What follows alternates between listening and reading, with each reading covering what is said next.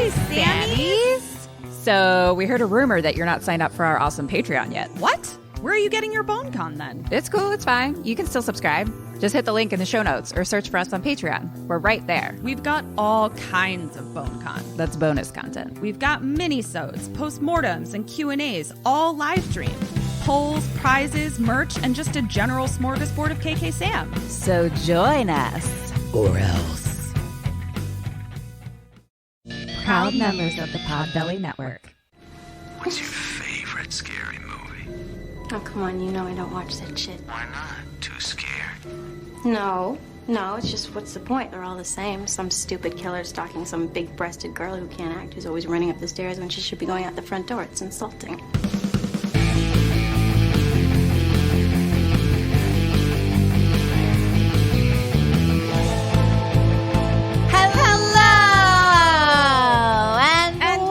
Welcome to Kim and Ket. Stay alive, maybe.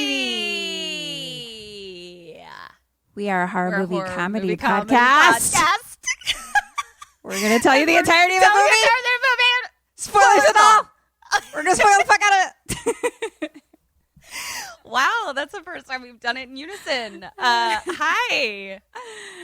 I'm Kim Burns, and I'm going to be telling you this movie this week. And I am Ketrin Porter Martin, and I'm going to be listening, taking in information, and using it to stay alive. Good luck, bitch. Rude. How's it going? Hello. It's, I feel like I have multiple things to say. Well, then let's Gina holes out, tits up first. Gina holes out. Tits up. Clink. Did you see how I just drank this like a complete idiot and now it's immortalized forever? No, I was busy drinking my own drink. I don't know why I did it like that. Okay. Sounds like you have a lot of things on the agenda. Let's get started. Item number 1, Ms. Burns. I'm going to start with my own shit, and then I have something important to the podcast and fun that we must discuss. Okay. Hopefully, as you're going through your stuff, I'll think about anything relevant about my life that I can share, because I feel like I'm just living in an abyss of nothingness. So I felt like I was living in an abyss of nothingness, and I didn't want to live in an abyss of nothingness anymore. And as people who are long listeners know, I'm pretty into like mindfulness and like mindset work and manifestation, all things like that, or whatever, all the kinds of things, therapy, all of it. And so for the past like month and a half, 2 months, I've basically been doing none of that. Officially none for like a month and a half, which is like not even to the bare bottom, which was just like 10 good things for the day, which is like all I was even doing for the month before that. So I was just like really out of my mindset practice. And turns out there's a correlation to your life. I'm recognizing. No shit. I'm recognizing that. Wow. Yeah. Isn't that bananas? I know, right? It's crazy. It's fucking crazy. Yeah. And so I started to kind of get back into some stuff this week, and it's interesting. So multiple things I realized. I was like, I feel like I've just been numbing my feelings for the past like month and a half. And I don't do it with alcohol anymore, and not so much food anymore, sometimes here and there, but like, I'm pretty aware of that. And then I'm just numbing it by laying on the couch and watching 90 Day Fiancé and Love Island. Oh, okay. Okay. All day, every day, like literally. I mean, I like knew that I was kind of doing that, but I just didn't want to deal with it. Yeah. Because then when you start to deal with it, then you cry all week or feel lots of feelings all week. So that's what I've been doing. But no, I started like meditating again and journaling and like listening to like good stuff, like positive people talking at me instead of garbage. And it's been good. But it's like one thing so it was like one of my friends is doing something for like a week, sort of free week thing. So I was like, oh, fuck it, I'll do it. I need it. And so it's been good. And you can pick like something you want to focus on, kind of like money and career or relationships or body or whatever. And I just picked like mood and mindset. Ooh, good. Because Ooh, I was like, that. well, I mean, I can't even None of focus those- on the other things because I am just a pile of puddle on the couch. a pile of I'm a puddle. pile of puddle. You know it. Oh, girl, do I know it. And so you kind of like write down like what you want and stuff like that, you know, and I started to realize, I was like, you know what? Somewhere along the way, in this whole quarantine, pandemic, political world, racism, people being murdered situation, I like started to feel like I'm not allowed to be happy. Like even when we would say, how are you to each other? And like the weekly thing, like even if I had a good day, it was like weighted. It was like, I shouldn't speak for you. For me, that question started to feel like a burden because I was like, what is the correct answer for me? And what is the correct answer for the person asking? Right. And like, go ahead. Yeah. You know, even 2 months ago or something like that, there would be times where I like actually had a good day. Like I felt good, you know, and I felt weird saying, I'm good. I'm doing great. Like, you know what I mean? It almost feels like you're not allowed to say that right now in some weird way. Or like I'm supposed to feel angry and anxious and upset and all the things. And I was like, well, that's not true. But I kind of like let myself believe that recently. Yeah. And then I started to think about like happiness and how I feel. And obviously you're going to feel all the feelings. Like you can't just feel happy all the time. Like you wouldn't even know what that was if you didn't feel the other feelings. But like, I just started to realize like, oh, well, even if I feel angry, the world around me is going to be the same. If I feel sad, the world around me is going to be the same. If I feel happy, the world around me is going to be the fucking same.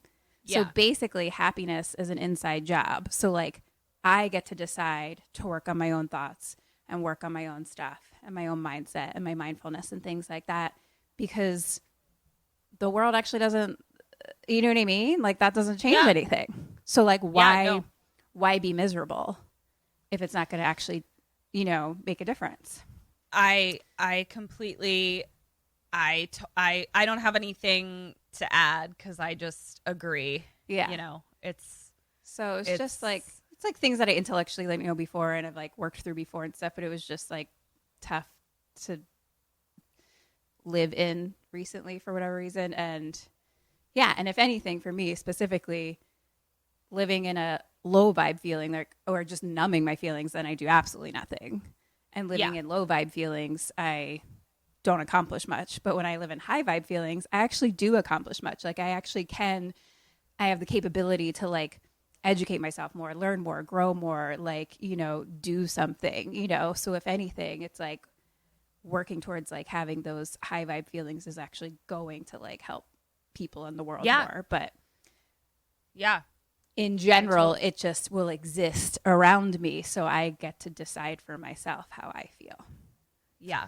I think that's awesome. And if you're, I will put a little asterisk on what you said just for people that may be feeling overwhelmed by the idea of like, though this isn't what you mean, just the idea of like deciding to be happy.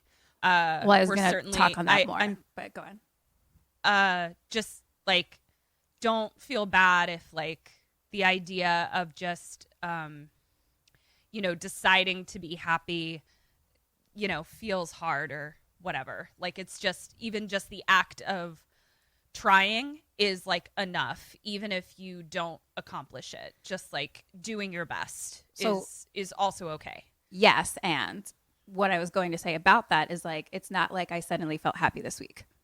Yeah. In fact, I didn't.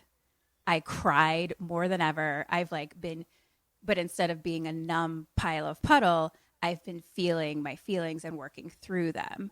And they've been a lot. Like I wouldn't say that I'm like, I feel happy. It's that I'm working towards that. And then I'm being mindful of my feelings instead of just numbing them. So like it's not to say that I was like, I'm going to be happy now, because that's like not actually real. Like, it's like, no, I'm working towards that. And that equals a lot of pain a lot of times. And that's often why people don't do it, because it's scary. Like, it's like going through therapy, you know? Yeah. I'm just going to be saying versions of what you've already said, but I guess our schedules were synced up in that way, because I too just started picking up my spell book again, and writing, making notes and things like that. And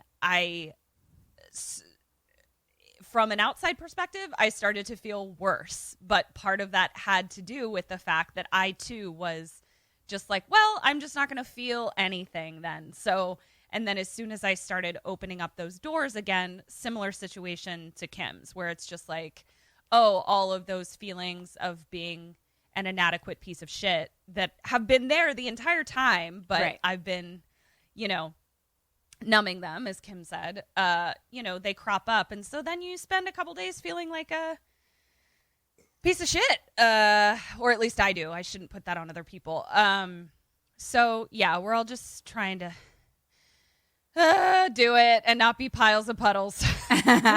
Yeah, whatever you're feeling is fine. I'm not saying to like be happy. I'm just talking through my own thing, where I'm just like, ultimately, you don't have to feel anything, because the world is going to be the same. Yeah. So the world is not reflective of how you feel. Exactly. Exactly. And your thoughts are not yourself. Yeah. So you're not whatever the fuck you just said. I have already blocked it out. Oh, I don't even. I did too. I was like, that's not true, Ketrin. You're amazing. Thank you. I appreciate that. Thanks for sharing all that, Burns. I'm sure that we are not the only people going through this very exact thing. We're all on a journey. Yeah. Thanks for sharing that. I appreciate that. Did you have other things on your agenda? I did. Yeah. Something that you're not great at is drinking fucking Kool-Aid. Oh. Ketrin, fucking this bitch. Her mom sends her Kool-Aid. Yeah. And then she fucking puts the powder into water and drinks it, and doesn't actually put sugar in it or make it Kool-Aid. Okay. That's not Kool-Aid. Carbonated water. It was carbonated water. That's even more not Kool-Aid. You just made it worse. I don't know if that was supposed to be in defense of you. That's just 1,000 times worse. No, I just wanted to be clear about what I did. About how much you didn't drink Kool-Aid. B, the package that I put into that water said motherfucking Kool-Aid on the front. So that's not how childhood experiences Kool-Aid. You didn't. The point of having Kool-Aid was to experience a beautiful, magical, wonderful, happy childhood. And then you fucking drank acidic, sparkling water. You drank acid bubble water. So my surprise for the, because I posted this on my Instagram, and Kim posted it to our Instagram. Yes, I shared it. Yeah. Okay, but it's just in stories, so it's gone. So it's in your. You were right. Yeah. And then Instagram thinks that I'm a bot right now because I fucking move my fingers too quickly, so they won't let me fucking post in the regular posts for a week, motherfuckers. So fuck you, Instagram. Really, but apparently annoying. I can post in stories. So that's. Whatever, Instagram. I can't even with you right now. What was I saying? I don't remember what I was saying. I have a goldfish brain right now. So I did it my way, but I still have 2 packets left. And my intention for this week, because I knew this bitch was going to bring it up, was I'm going to try it. I'm going to go to the store, buy some sugar, and I'm going to try the lemon one with the amount of sugar that it says to put in there. Why not the lemon one? I don't know. That's going to be like lemonade. Like Kool-Aid is, and it's. Well, I have even the calling cherry it lemon is upsetting. It's not. Should I do the cherry? Lemon. It's not cherry. It's red. There's red. Oh. There's purple. That's what Kool-Aid is, Ketrin. Okay, so you want me to do the red I one. would like you to do red flavor Kool-Aid. Okay, yeah. Red flavor Kool-Aid Put it in and a I'm gonna fucking pitcher with some Okay. fucking sugar. You mix Okay. that up, and then you like go play boat out on your porch. Go play boat. Okay, so but here's the thing. I'm only going to put the amount of sugar that the package calls to put in it. Yeah. That's fine. Okay. So, yes. That's the that other is thing. going to be- There's directions on the back. You just follow the Yeah. directions. You were just like, I have a fucking soda stream. I'm going to pour some powder in. What? I You're liked a it. monster. I thought it You're was delicious. an absolute monster. So that was my surprise for when you guys hear this. I released my abomination on the Wednesday that Host came out. I'm going to release my correct Kool-Aid experience the day that this comes out. You're a monster. So that's what I'm doing. Hopefully I can redeem myself to the world. Yeah, we'll put it on all the social medias. Put it on Twitter, too. Why don't you post things on Twitter? Well, I do post things on Twitter, but I will post this on Twitter. Yes, ma'am. But I mean these things.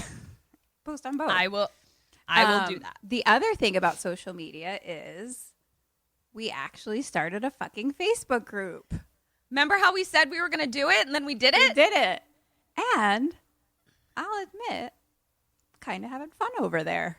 I'm kind of having a blast as well. Yeah, it makes Facebook much less garbagey. Yeah. When I'm like, ooh, I'm gonna go on here and like see what my Sammies are talking about. Like Yeah. it's been a lovely addition to my new desire to not be a pile of puddles on the couch. Yeah. So I don't like that's great. going on Facebook, but now I figured out a way where I just go on and check that group, and it's just joy. It's just joy and silliness and fun times, and everyone's cool and everyone connecting with friendly. each other. I know. It's just great. I might Yes. cry. It's like really, really wonderful. So thanks for asking us to do this a year and a half ago, Sammy. We did it. We did it. So go ahead and join. I'll put it in the show notes. Yeah, it's the group is Sammy's Stay Alive Maybe, if you search for it on Yes. Facebook. So Sammy's Yeah. Stay Alive. Maybe, and like it's connected to our Kim and Ket Stay Alive Maybe like page as well. So oh, you can cool. find it. Yeah, there. I didn't know how that worked, so I'm glad I you don't know. figured it It's out. all As connected always. somehow. Yeah. You guys know. I'll put a You link in get the it. show notes. Show notes? Great. The Show notes. That is show notes. You know where they are. The show notes. The Facebook group. It's pretty fun. Having a good time over there. Come be our friend. Do you want to hear about a Oh. movie? I do, and the clue that I saw today, I was like, I haven't gotten any idea what this is. It was a button. It was a button. This is Benjamin Button. What? Great. That is a horror movie, in my opinion. Is that the full title, or isn't it called like The Life and Times of the Extraordinary, Incredible I think Benjamin it is Button? something. Yeah. Okay. Like that. Something along those lines. It is. The life sometimes. Great. So Benjamin Button starring Brad Pitt. Here we go. Yeah. So Kim, you know how you really want the taste of hot sauce, but you're a big, huge, giant wuss? I do. I found a hot sauce You for did. What is it? Yucateco hot sauce. It is called a hot sauce for everyone, even Kim. Here's why you can handle it. So they focus on flavor, not heat. And also, it's non-vinegar based, which you're also a wuss about. This was made for me. They use the whole fruit of the pepper, non-vinegar based, and then they also don't use the capsaicin extract, which is the thing that burns your mouth off. Wow. They have 5 different habanero-based sauces. You can do the jalapeno, that's the least hot. Then it goes to chipotle, then red, then Caribbean, then green, then black, then XXX hot, baby. That's for you because you like to sweat while you eat. I do really like to sweat while I'm eating. So yeah, give it a shot. Cool. Bernsey. I guess I'll go to www.shoplucateco.com. That's shop, YucaTeco.com, #KingOfFlavor. Go try the hot sauce for everyone, even Kim. So this was actually a patron pick. Oh. I asked for suggestions from our wonderful patron Sammies, movie suggestions, and then I filtered those into a poll, and the winner was Drag Me to Hell. Ooh, I've been wanting to watch this one. Yay. I know the cover of it very well. Oh, interesting.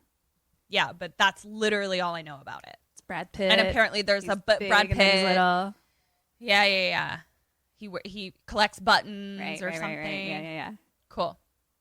Ages forwards, backwards, all around. Backwards. So he's born an old man. Oh, right.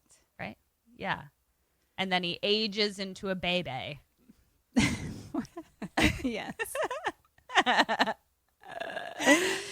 I love her.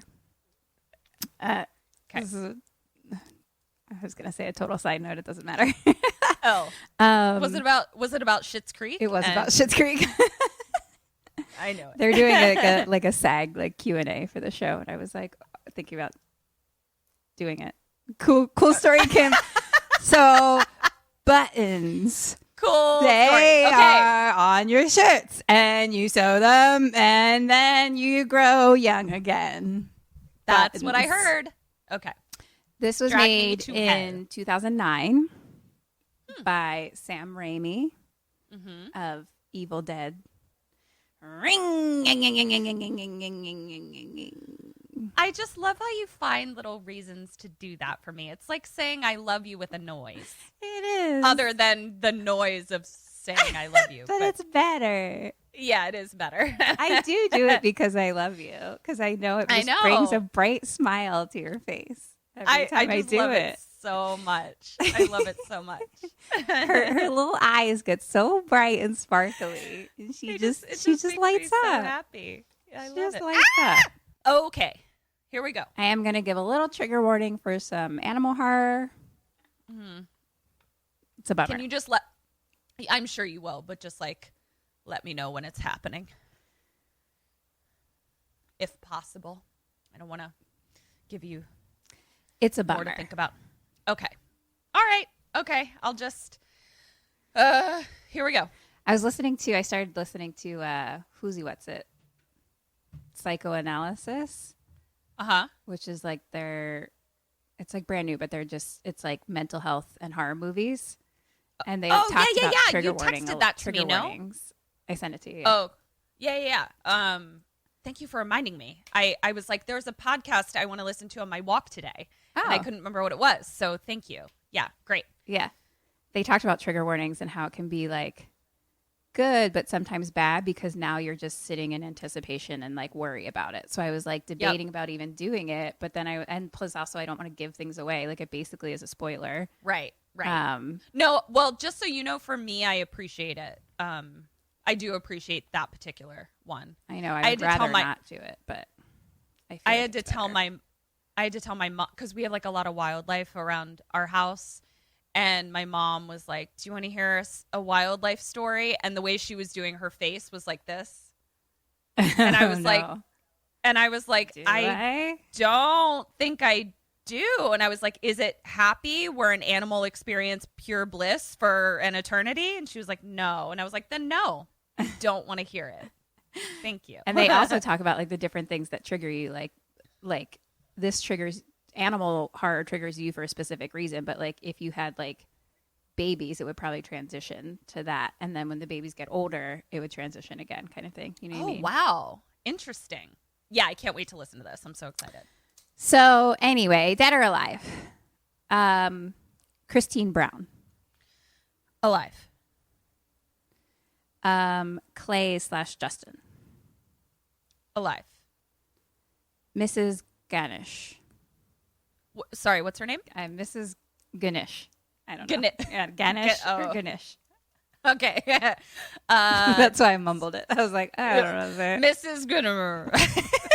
Alive. Rom. Dead. Mr. Jax. Dead. Stu. Dead. Sean Sandina. Dead. Oh, I forgot to put my point situations. Okay. So I'm just mumbling things that don't matter. Just mumbling outside of my brain to myself. Guys, I spend a lot of time alone. Okay. I will listen to anything that's in your brain, my love. Whatever is in there. I forgot to write out. down my score points section area. Got it. Cool story. So buttons are started in 1864, and no, really, buttons are that new. All right. Join a postmortem when buttons started. Yep. Oh no, girl, you just walked your way right the fuck into postmorteming some buttons. So cheers to you. Ow. So here's the movie. It's Brad Pitt. I'm kidding. Guys, I can't stop. I don't know what I'm doing.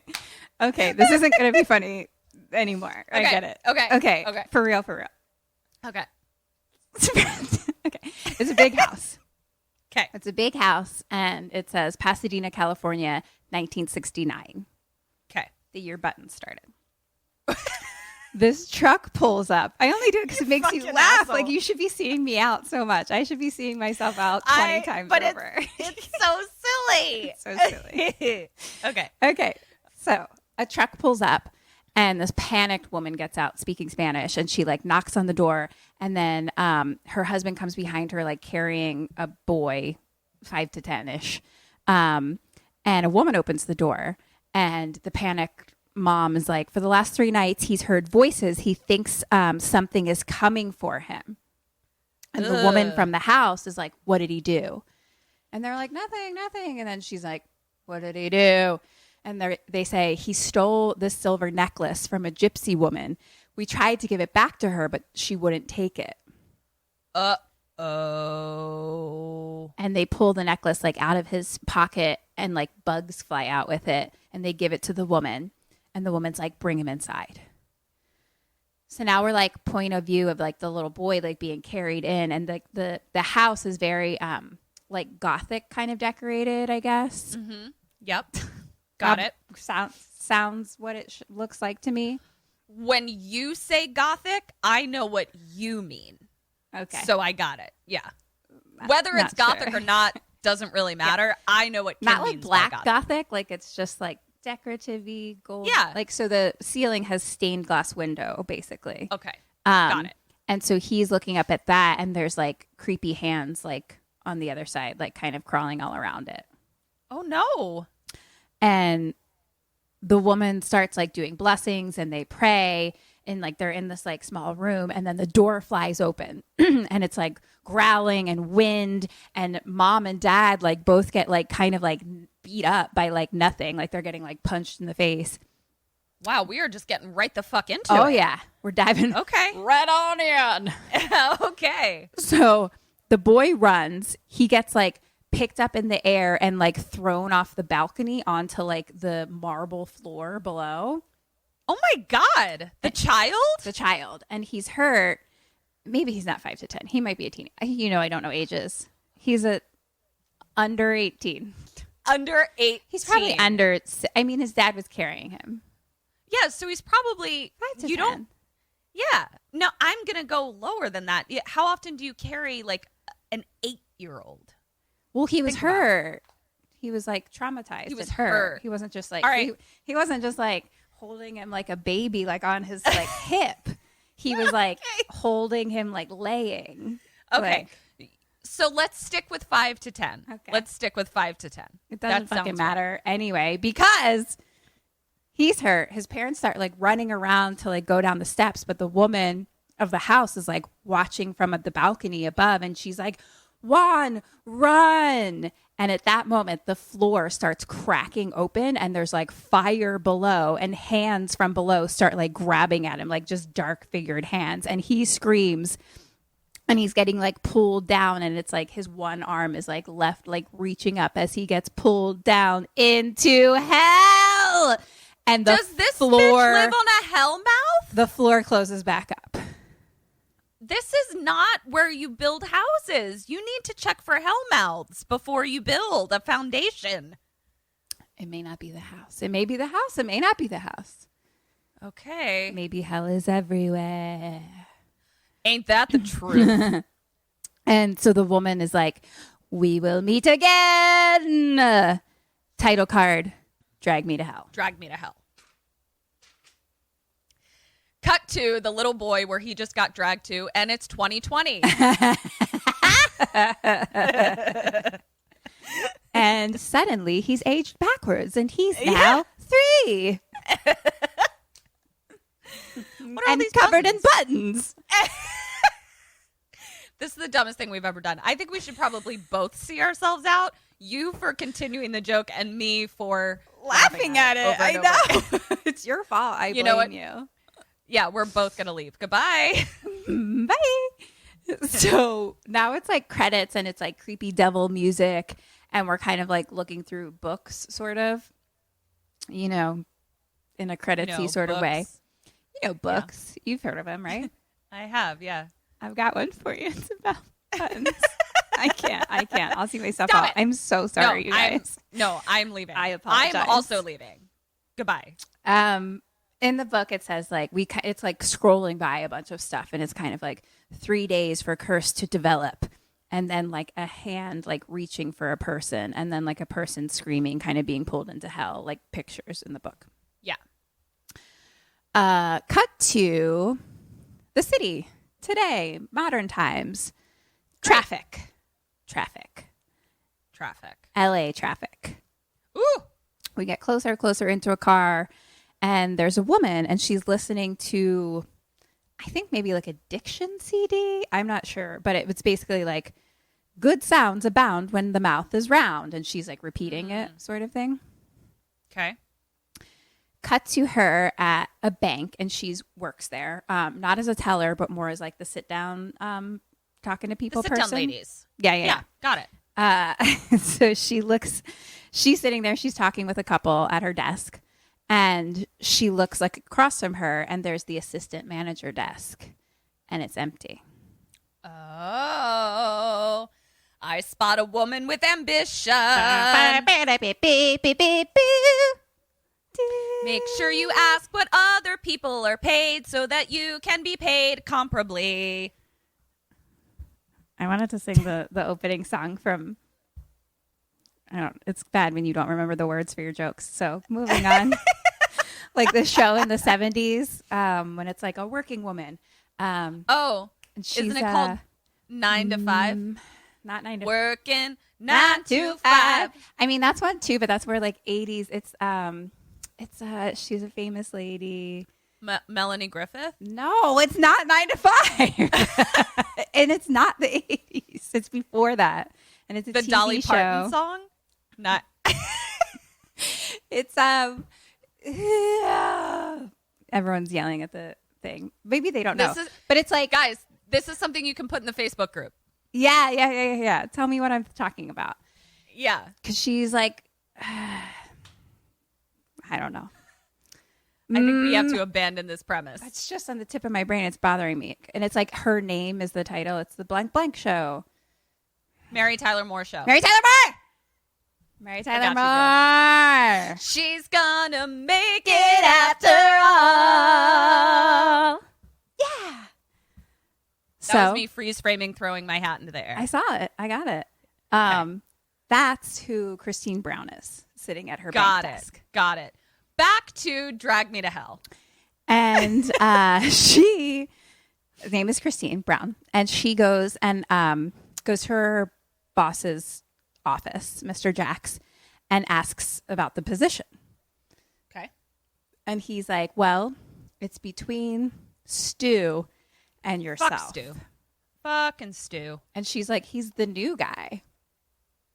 And Yep. But the boss says, yeah, but he's aggressive and he makes tough decisions and stuff like that. Crunches numbers, et cetera, et cetera. Yeah, it's infuriating. And she's like, God. I'm capable of doing that. And he's like, I'll let you know. Oh, by the way, why don't you actually take your lunch break right now? And she's like, okay. And he's like, and while you're out, will you pick me up a turkey club? And then Stu happens to like walk up right at that moment. And he's like, yeah, grab one for me too. And then he starts like talking to the boss, like buddy, buddy. Oh my God. And then I burst out of the flames of hell and drag them both down into it. Oh God. Oh God. Feminism. Oh God. If she acted aggressive and made tough choices, she'd be called a ruthless bitch. Just so we're clear. Okay, continue. Or worse. Or worse. Yeah. Dun, dun, Yeah. dun. So, cut to her and Justin Long. Oh, hey, bud. Who's her boyfriend, Clay. They're sitting at his desk, cheersing, and she's like, congrats, professor, on your first week. Good job, prof. Yeah. And he's kind of trying to fix his printer, and he's like, gosh, I have to get a new one, da-da-da. She ends up being able to, like, fix it. And he's like, wow, you're capable, sexy, cool. You literally are, like, nailing it. It's, like, something with a C and sexy and unbelievable. But I can't read the word. It looks like cokey, but it's probably not that. Oh, no, probably not. Anyway, he's like, you're sexy and you're unbelievable. And they're like cute. They're a cute couple. Like they're into each other. And then she's like, I have a surprise for you. And she pulls out this envelope, like a little white mailing envelope, and hands it to her. Inside is like a 1929 Liberty quarter that she found for the bank. And like he's like has like a nerdy coin collection basically. So he's like, oh my gosh. Cute. Yeah. And so they kiss goodbye, and she walks out of the office and starts walking kind of like away from it, but the door is still open. And at that moment, his mom calls, and he has it on speaker. And his mom is like totally downplaying Christine. Like he kind of talks about her like coming to dinner or something. And she's just like, who, like, oh, is that farm girl? And he's like, I mean, we've been dating for like almost a year, you know? And like she really wants him to date this lawyer woman that she knows because it would be good for him like socially and professionally. So that's this like bitch. Clearly the family he's like coming from. Yeah. And like Christine is from the farm, apparently. Right. So back to the bank lunchroom, Stu and the boss are eating, and Stu is like, oh, you messed up my order, mayonnaise, whatever. She didn't. He didn't say that. Blah, blah, blah. Of course not. But the guys both kind of have like a look at each other. So now we're back at the bank office, and she's sitting at her desk, and she sees Stu giving the boss like some like awesome tickets to something. Like he's like, oh my God, these are great seats. Like da da da da. Fucking Stu. Stu. I want to boil stew into a stew. Stew. I got a stew, gonna put stew in it and stew it up. Stew. Side note, I was thinking to myself in the bathroom the other day, and of course I had to bring Eric into this conversation apropos of nothing. And I said, you know, as someone who doesn't eat meat, I would be significantly more comfortable and really not even give it a second thought if someone told me to eat human flesh over animal flesh at this point. And Eric was like, I got to go back to work. I can't unpack that or deal with that. And I was like, okay, just thought I'd let you know. Yeah, that's something to look at. Yeah. Maybe I probably won't. Maybe talk about that in therapy, maybe? Yeah, or I'll just make a stew. Something to think about there. Something's wrapped up in that, and it's not a stew. So she's watching them, and then we start to hear like click, click, click, kind of like fingernails tapping, like. Got it. And we look down, and it's like some like dirty old fingers with like a big ring on it, like clicking on her desk. And we Ew. look up, and it's this old lady with one glass ? Eye. And so she looks at Christine, and she's like, "Will you help me?" I don't know if she sounds like that, but something like it. I loved it. And She sounded like she was an old lady from Transylvania. so she seems like Okay. if gypsies are from Transylvania, she's gypsy. They kind of are. got I feel gypsy there are vibe. some. Let's postmortem gypsies and Transylvania. I'd like to know. I'll see what I can do. Okay. And so basically she came in, she has some papers, and there's like a trust on her house or something, but she's like, as she's talking, she's like coughing up grossly like into this handkerchief. Corona. And basically the papers say that there's like an intent to repossess today Uh-oh. for like the bank. And she's like, it's been my home for 30 years. And she's like, I need more time to get money because like the sickness took my eye. And you know, basically she needs more help on the loan or something. Right. And she's like, can you just try? And Christine's like, okay. And the woman's like, bless you. And Christine now goes into her boss's office, and she's like, how can we help her, you know? And we see back the old lady's like sitting at the desk, and she's like taking out her dentures and like bing them out. Oh, And ma'am. putting them on like her hanky, and then like eating candy that's in the bowl at Christine's desk. Oh, gosh. That is not COVID-19 sanctioned. And so the boss looks at it, and basically she's already had 2 extensions on the loan. Mm-hmm. And so the boss is like, you know what? It's a tough decision, but it's your call, Christine. And this is one of those tough decisions that's going to mean whether or not she's, but God fucking damn it. Okay.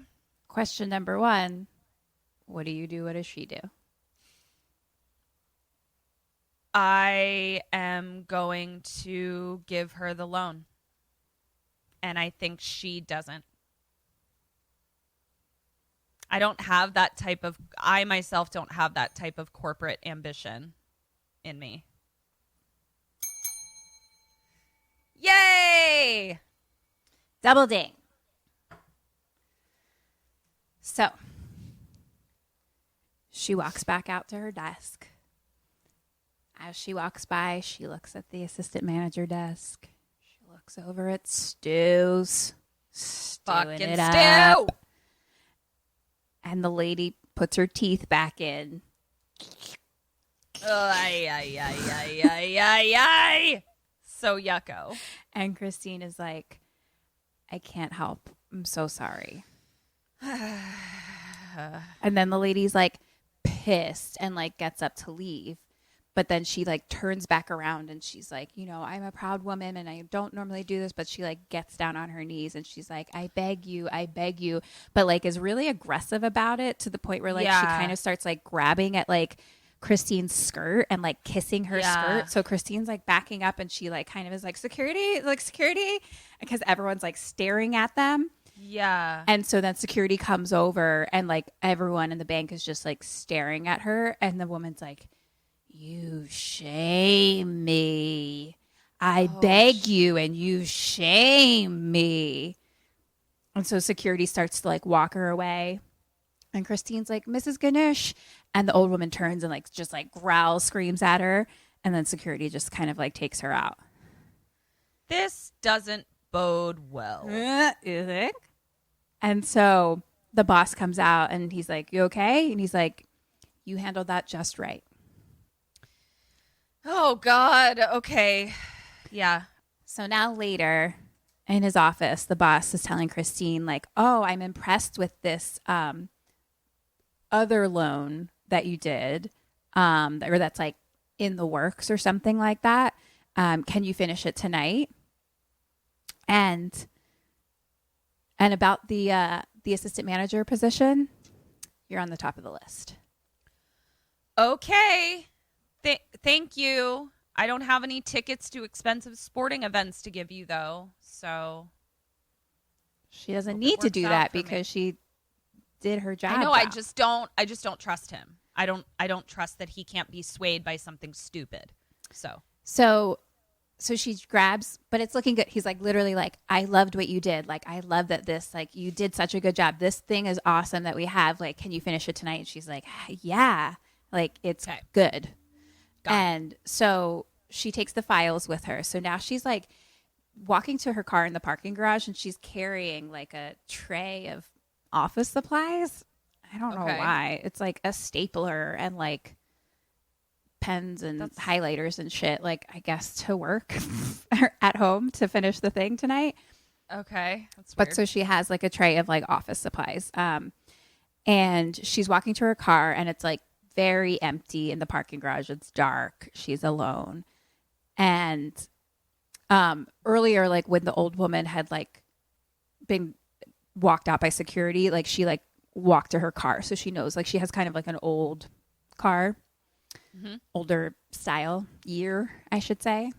And so she's walking towards her car, and then she sees the old woman's car like kind of parked across from her, but it's like, you know, a parking garage, so it's like a little bit on the next level, but like still like directly across from her car. So they're kind of like, the cars are looking at each other, but with some distance.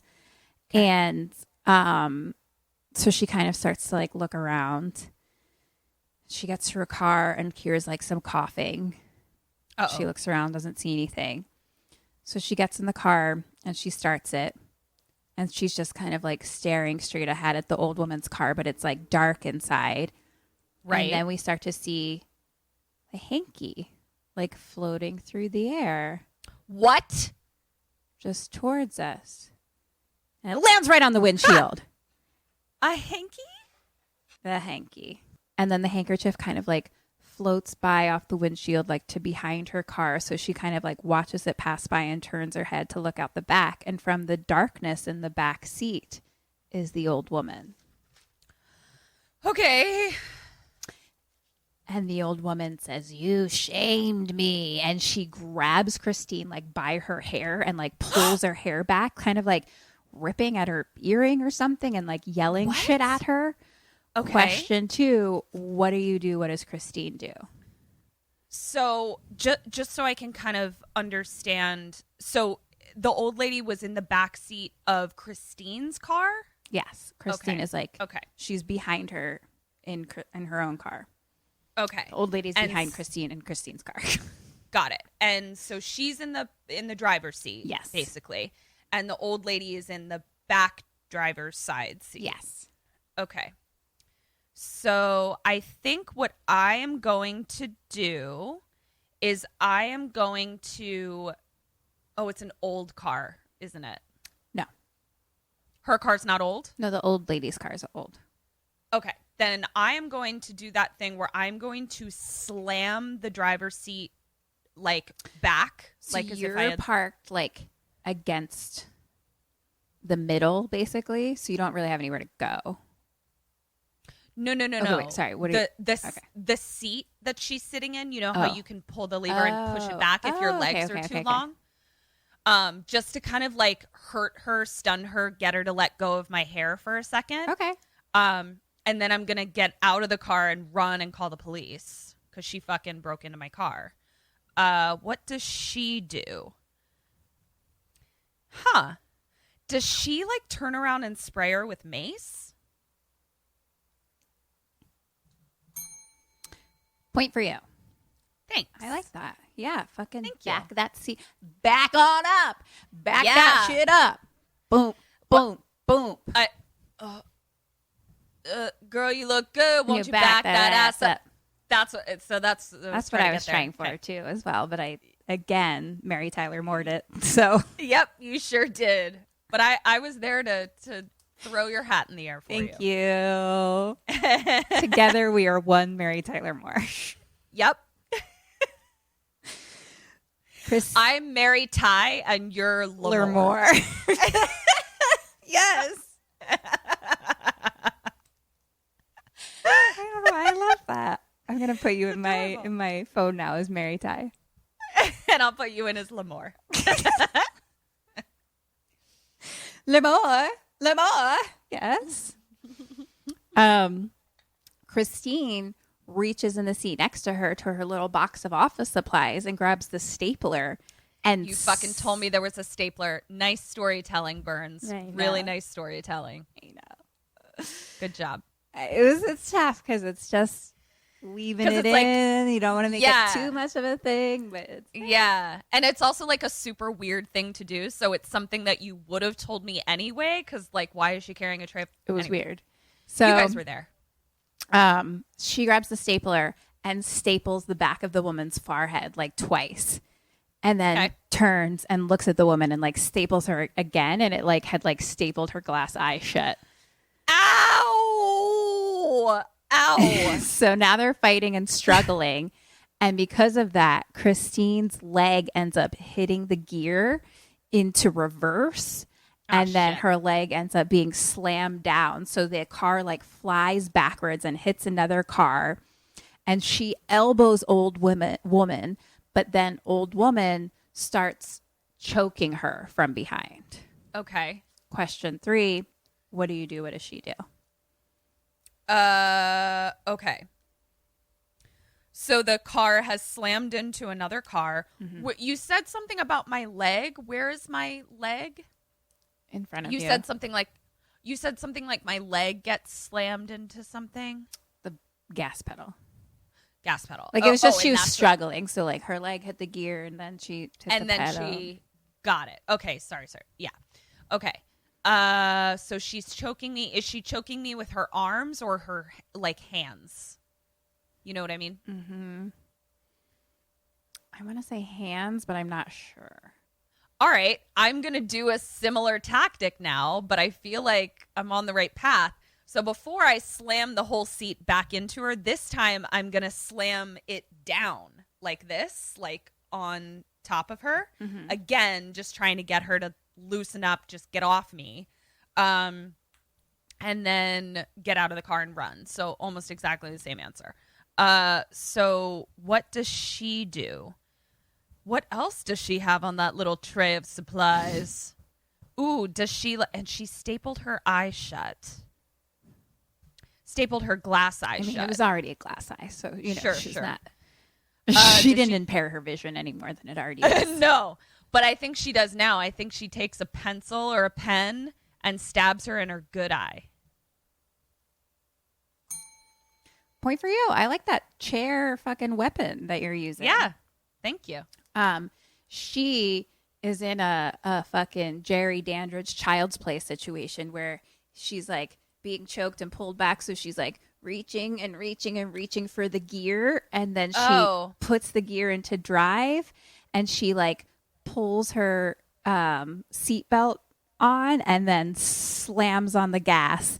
The car flies forward and then like into another car. And so the old lady flies forward, hits the dashboard with her face, and her fucking dentures fly out. Oh, blorf. Blorf indeed. And now, and I think maybe the staple flew out of her eye too. Sure. And now old woman jumps on Christine and starts trying to bite at her mouth, but with no teeth. So she's just gumming her. She's just gumming around her chin jaw. Like, oh God, that's like the this grossest is her fucking... mouth, and then she's like, This is the grossest thing I've ever heard in my life. I don't want to be gummed in the mouth. It's really disgusting. I'm so upset. And there's probably like some like old tooths in there. Oh, like, you know, no. Like there's probably like a sporadic tooth, you know? No. So yeah, that's you right now. Oh God. That's where you are. And so Christine's screaming. I think they're both I don't even know. And Christine pushes her off. Old woman puts her teeth back in. And Christine picks up a ruler now. And as like old woman's mouth is open, Christine shoves the ruler directly into her throat. So it's just like sticking straight out. Like she's just like, ah. And then old woman starts like kind of coughing a little, and it spits the ruler back out at Christine. So then Christine kicks her, and the woman like flies out of the passenger seat. Old woman stands up, and Christine goes over real quick and like pulls the door shut and locks it. So old woman's like standing outside the door now. And the old woman's like punching on the window. And Christine's like, I beat you, you old bitch. And then all of a sudden the lady ducks down. She's like, thank God for these office supplies. Right? I think I needed this ruler and stapler for this loan file. Yeah. So old lady ducks down. So now Christine can't see her. Uh-huh. So now she's like looking around the car and like looking through like the different windows. But back at the passenger side window, old woman stands up, kind of scream growling, and she's holding like a huge cement like block or something. What? And she picks it up and breaks the fucking passenger side window. Oh my! And the reason she's not driving away is because she slammed into another car, correct? Yeah, like her car's probably Dunzo. not working right now. Okay, Yeah, like she went full force into another car. Yeah. Backwards and forwards. Backwards and forwards. Yeah. Okay. And old woman is like screaming at her, pulls Christine out of the car, and Christine is like holding her hands up like in front of her face.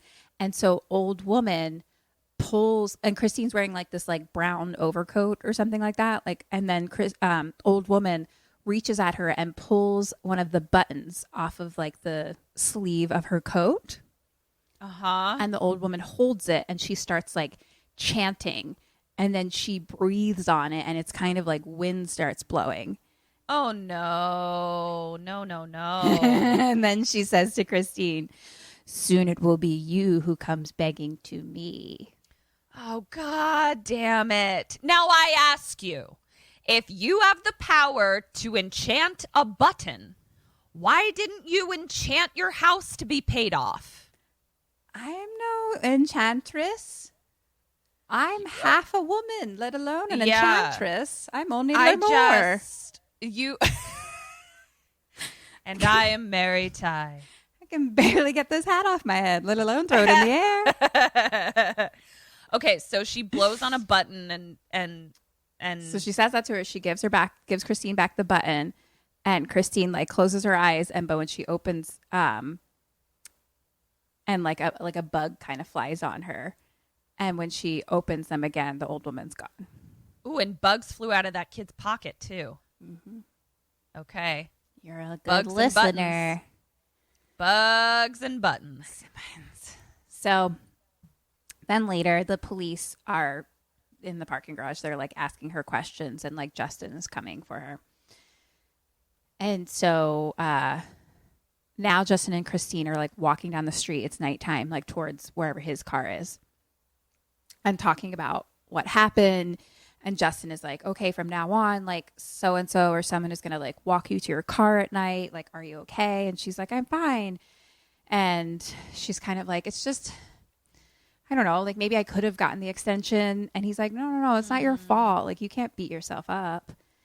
And then kind of wind starts to kind of like blow around, like the leaves kind of start blowing around. And she like looks next to where they're standing, and it says spiritual advisor. Oh, I could use one of those. Okay. And she's like, did you hear that? And Justin's like, no. I don't know what they heard, to be honest. But question 4, what does she do? What do you do? Okay. She's going to go into the spiritual advisor house.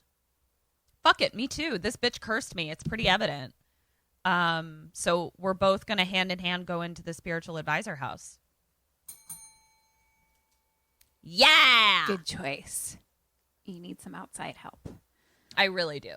And so all of a sudden, Christine's just like, I'm going to get my fortune read. And Justin starts making jokes. Like, he's clearly like not a believer in anything like that. And he just like wants to go home. But they go inside, and he starts like looking around and like making jokes. There's like a, I don't know, monkey head or something. And the guy comes out and he's like, I'm Ram Joss. Like, I'm a seer. And blah, blah, blah. To get something done, it's like $60. And Justin's like, what the fuck? And I think that's a pretty good deal. yeah, Christine still wants to pay, but Justin ends up like giving his credit card. And Ram is just like, oh, platinum card. Great. So like Justin is already like, you know, not trusting Skeptical. it. So they walk into like the room and Justin starts talking about like something blah, blah, blah. Freud said like da-da-da-da. So I'm assuming he's like a psychology person for professorship. And Freud. Not Floyd. I was like, who's Floyd? Okay. You know, Floyd. Good old Floyd. And Ram comes back with like something from Carl Jung, you know, blah, blah, blah about spiritualness or something. I don't know. Interesting. Okay. So then they start. Justin's just kind of watching. So it's just Ram like holding Christine's hand. And he's like, you work with money. You recently lost. No, something has been taken from you. A button on the sleeve. What? But he's like literally holding the sleeve. Oh. And he looks at her. And then bells kind of start like jingling. And it's like a little like windy, like papers start to like blow a little bit. And he like lifts up her hand and he's just like staring at her face and like stares at her face. Demon face. Ah! And Ram like jumps up and like runs back and he's like, that's enough for tonight. I tried, but it's getting late. I'll refund you your money. Oh shit. Yo, when a spiritual advisor refunds you your money, you know you fucked. You are real fucked. No. And Christine's like, wait, what did you see? And Ram says that a dark spirit has come upon you. Like, did you do something in a graveyard or a Ouija board or something with the dark arts? Perhaps someone has cursed you. Uh-huh. Cut to later, Christine and Justin are like in the car now talking. And Justin's like, he's just a scam artist. Like, da-da-da-da, you know. And she's like, but he tried to give our money back. But Justin was like, yeah, but he ended up taking it. So, and Christine's just like, yeah, okay, I guess so. I don't know. I don't like any of this. Me I'm neither. gonna seek a second opinion at the very least. So Justin drops her off at her house. I guess there's just like a shot like outside of her house of kind of like leaves blowing and devil music and stuff. But cut to inside, Christine is like sitting at, I think, the kitchen table, like working on the computer. And it's like ding, and she gets her food out of the oven. And she closes the cookbook, and this old photo falls out. And it says, Pork Queen Fair, 1995. And it's like... Pork Queen Fair? Pork Queen. Does that mean you eat the most pork? Does no, it mean... it was her standing next to like a big pig. A big... So as like the a kid. The pig is the queen. Well, she's the pork queen, I think. Okay. This is all problematic for me. 1995. Okay. Because she's a farm girl. A farm girl. That's right. Yep. Okay. So it's just kind of, and so she looks at it and like crumples it up because she'd just been insulted about that. So then she starts to hear like a weird noise kind of outside of the front door, like a thud almost. So she walks, looks like around, like looks over towards like the door. And then she's like hearing like creaking a little bit upstairs, but it seems to be kind of like moving. And then outside of the house in the front, it's like more noise, kind of like metal creaking a little bit. Okay. And so she looks out the front window and the gate out front is like swinging, like the metal gate. Like, uh-oh. Yeah. And it's like the wind is kind of like blowing it back and forth. And then the wind blows towards her into the house and the lights go out. And the curtains like blow through the house. So she runs to the kitchen and all of the pots start clanking. No. And so she runs to the kitchen window and she shuts the window and they stop. So then she runs to get a flashlight. She's like hitting it because it fucking won't work. And then she sees like a shadow floating kind of like around the wall. Like it's like against the wall and it starts like floating like in a circle like all around the house. Okay. And then it turns into like a devil horn shape. Nope. And then the wind kind of blows at her and she's knocked on the ground.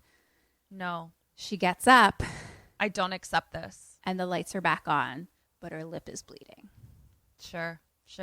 Yeah, I don't accept this. You know? No, I don't accept it. I won't be participating. Oh, Bye. but this is you. Yeah, no, thank you. I should correct that. You've been knocked over by this devil shadow, and now you wake up and your lip's bleeding. Don't worry, the What do lights I are do? back on. Okay. Cut to later. Justin has come over, our love, and he's bringing her some peas for her lip. And frozen peas, like a bag of frozen peas, not just Right, not just I didn't think it Peas. was mushy hot peas Yeah. just off the a stove. little split pea soup for her. Yeah, for her just bloody dumping lip. it on. Yeah. And Justin's like, I can't believe. So Justin is saying, like, I can't believe she came to the house. Like we have to call the cops. And Christine's like, it wasn't her. Like, I couldn't see who it was. Like, it wasn't anyone. And he's like, well, it had to be somebody, but like the lights were out. Like, you couldn't see. And she's like, there wasn't anybody here. And he's like, so who Right. hit you in the face? Cut to later. Christine's like in bed, and Justin is kind of like right outside like the bedroom door talking to someone, maybe a doctor or cops or something. I'm not sure. It's like we just kind of hear him and she hears him. Okay. And it's like basically the person saying like the reaction, it could be like a reaction from her being attacked earlier in the day. Okay. Like a PTSD type of situation. Yeah. So is someone there or is this happening on the phone? I think someone was there. I don't know. Unclear. Okay. We didn't really see. We just heard. Okay. So now Justin comes in and sits with her on the bed. And she's like, I feel, better. And he's like, it was a doctor. So the doctor said, like victims of violence sometimes re-experience trauma and like misinterpret it or something.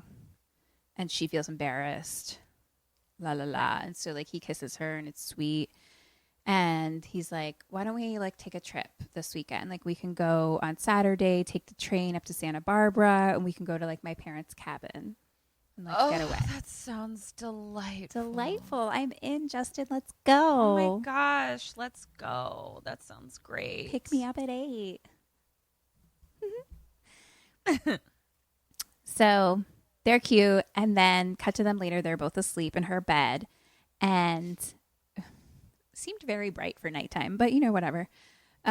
Basically, the window above the bed is open and a bug flies in. And there's actually one point where it flies like directly onto the camera.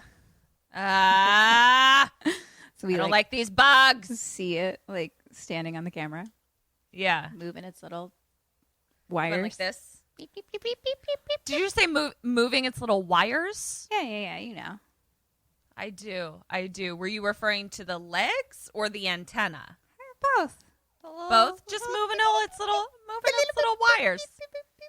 I hear ya. You get it. I do. And then it moves onto Christine's face, but she's like asleep, and so it's kind of that thing where she kind of like hits it away, but like is still sleeping. Yeah. And at one point, it kind of like crawls up her nose and then back out, Barf? and then it's like on her lip and like gets like inside her mouth. So then she Oh. starts like choking. So she like sits up and is like coughing and like coughs it out. So she's sitting God. up now, and like a light wind kind of starts like blowing in the window. And she kind of like just looks uncomfortable. So she lays back down and she looks over at Justin. He's the old lady. No! Excuse me, ma'am. It's not Justin. It's the old lady. And the old lady jumps on Christine and starts biting at her again. And With her gum mouth? no, she's her dentures. Oh, she has her but teeth in. Okay. Either way. Still And- gross. And the old lady kind of like gets in her face and like biting at her and then throws up bugs all over her, like cockroaches and worms, like into her face. I am going to cordially wish you adieu. I'm out of here. No, ma'am, you're in this. Okay. Then you start coughing, and then all of a sudden, wake up. It's morning. It was a nightmare. Okay. Justin wakes up, And Christine's like, I couldn't wake up. And he holds her and he's like, it's just a dream. Like, you know, it's okay. So later he drops Christine off at work. And I guess like a rental car had been like dropped off for her this morning there. And he's like, hey, try not to piss off any old ladies today, okay? Funny joke.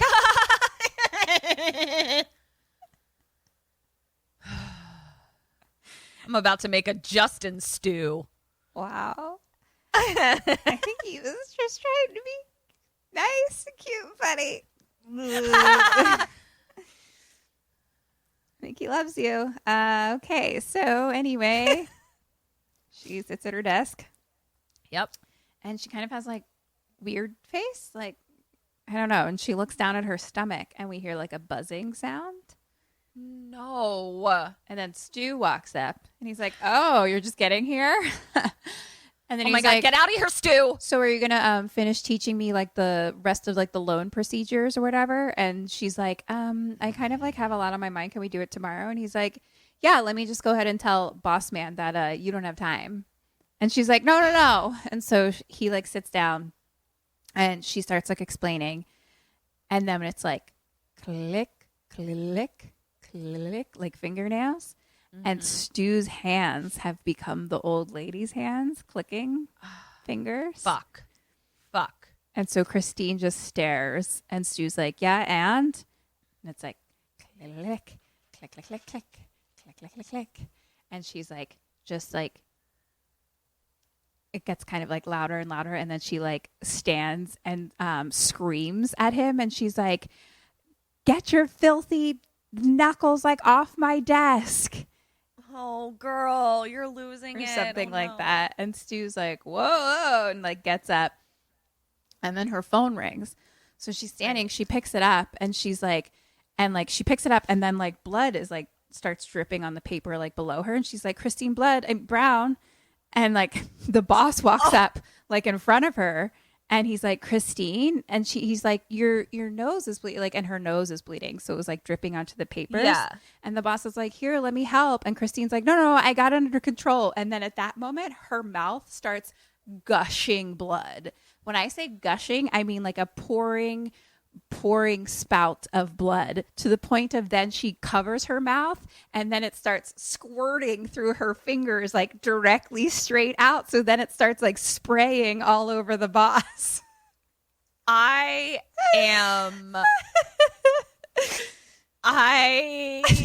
don't know what to do right now. I just picture this. Blood is gushing out of your mouth. So then you try to cover it. So then you're shooting it directly at people then just by the pure pressure. I'm fucking like stunned right now. I'm so upset. Can you imagine the feeling of that much liquid coming up out of your throat? No. Like, fuck my life. Well, I mean, you can imagine from all the times you puked when you were younger. Yeah, I was like, no, I can. Yeah, I'm pretty. Yeah. No, I get it. Yeah. What did she start laughing and then turn into coughing and then vomit? Been there. Yeah, been there. I've been the boss in that situation where the vomit is just puked all over me. Drunk out the side of a moving truck? Sure. Yep, sure. In a drawer, sure. on a bed, everywhere. Who knows? Hey. Oh, God, that's so gross and so upsetting. Like, I just don't know who should be more grossed out. You know what I mean? Like, both. I think everyone involved is just gross. Yeah. Just real gross. Yeah. So, okay. It stops.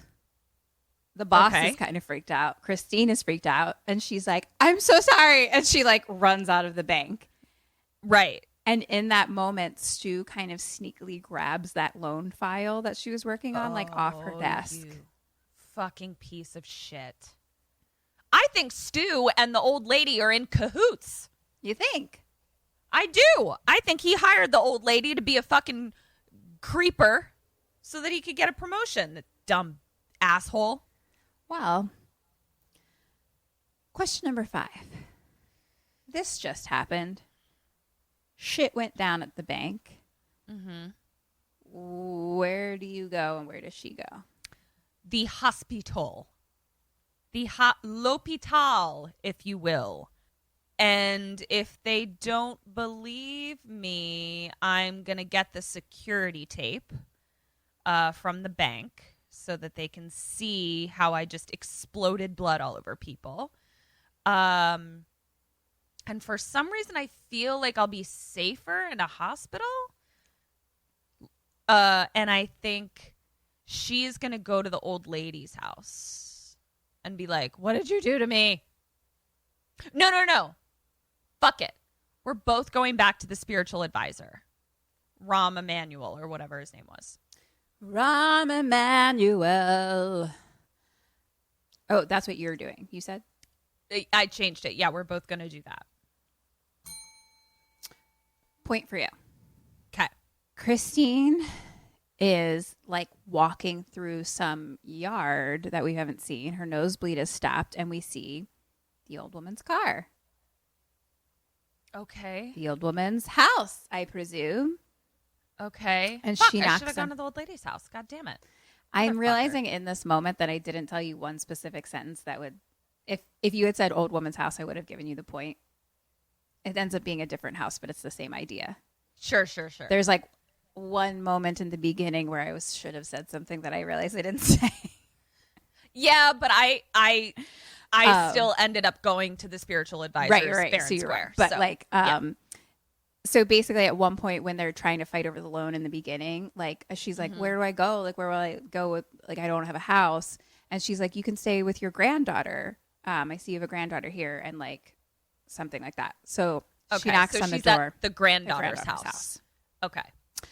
So, but at first I thought it was the old woman's house. But she knocks on the door. The wind is kind of blowing. The chimes are blowing the trees, and the leaves are lightly.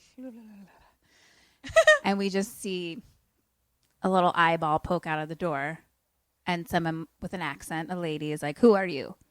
And she's like, I came to see Sylvia Ganush. I'm a friend of hers. No, you ain't, bitch. Uh-huh. The woman opens the door, and she's like young and hot. And she's like, oh, I know who you are. My grandma told me that you would come back. You're the woman from the bank who took her house. Took her house. Oh, ma'am, let's rephrase that here. Continue. And Christine is like, the bank took her house. Like, I just worked there. Like, I tried to help, but my boss wouldn't let me. And the woman's like, you're going to stand there and lie to my face? And Christine's like, no. And the woman just like stares at her, and she's like, you used to be a real fat girl, didn't you? And Christine was like, yeah. Oh. Once a chubby girl, always a chubby girl. It really lives inside your heart forever. Oh. And she's like, I can tell. You are not welcome here. And closes the door. Because I'm fat? Or was fat? Is that why? Is this another rejection? Pork Queen, 1995. Ouch. And so Christine's like, wait. Like, I need to see her. I need her to forgive me. And I need to like get her house back. And the woman opens the door, and she's like, you're going to make everything all better? Okay. Come in. Okay. And so Christine walks in, and she's like, where is she? And the woman just kind of like points down a hallway.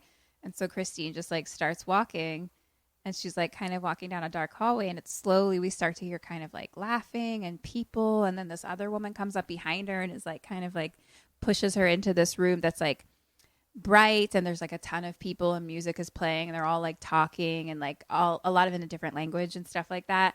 And I'm like, oh, it's like a big like family dinner or something, you know? Yeah. And we look at the table, and that like the head of the table is this big glass that has a handkerchief laid on top of it. Oh, fuck. And then there's a stand with a big picture on it of the old woman.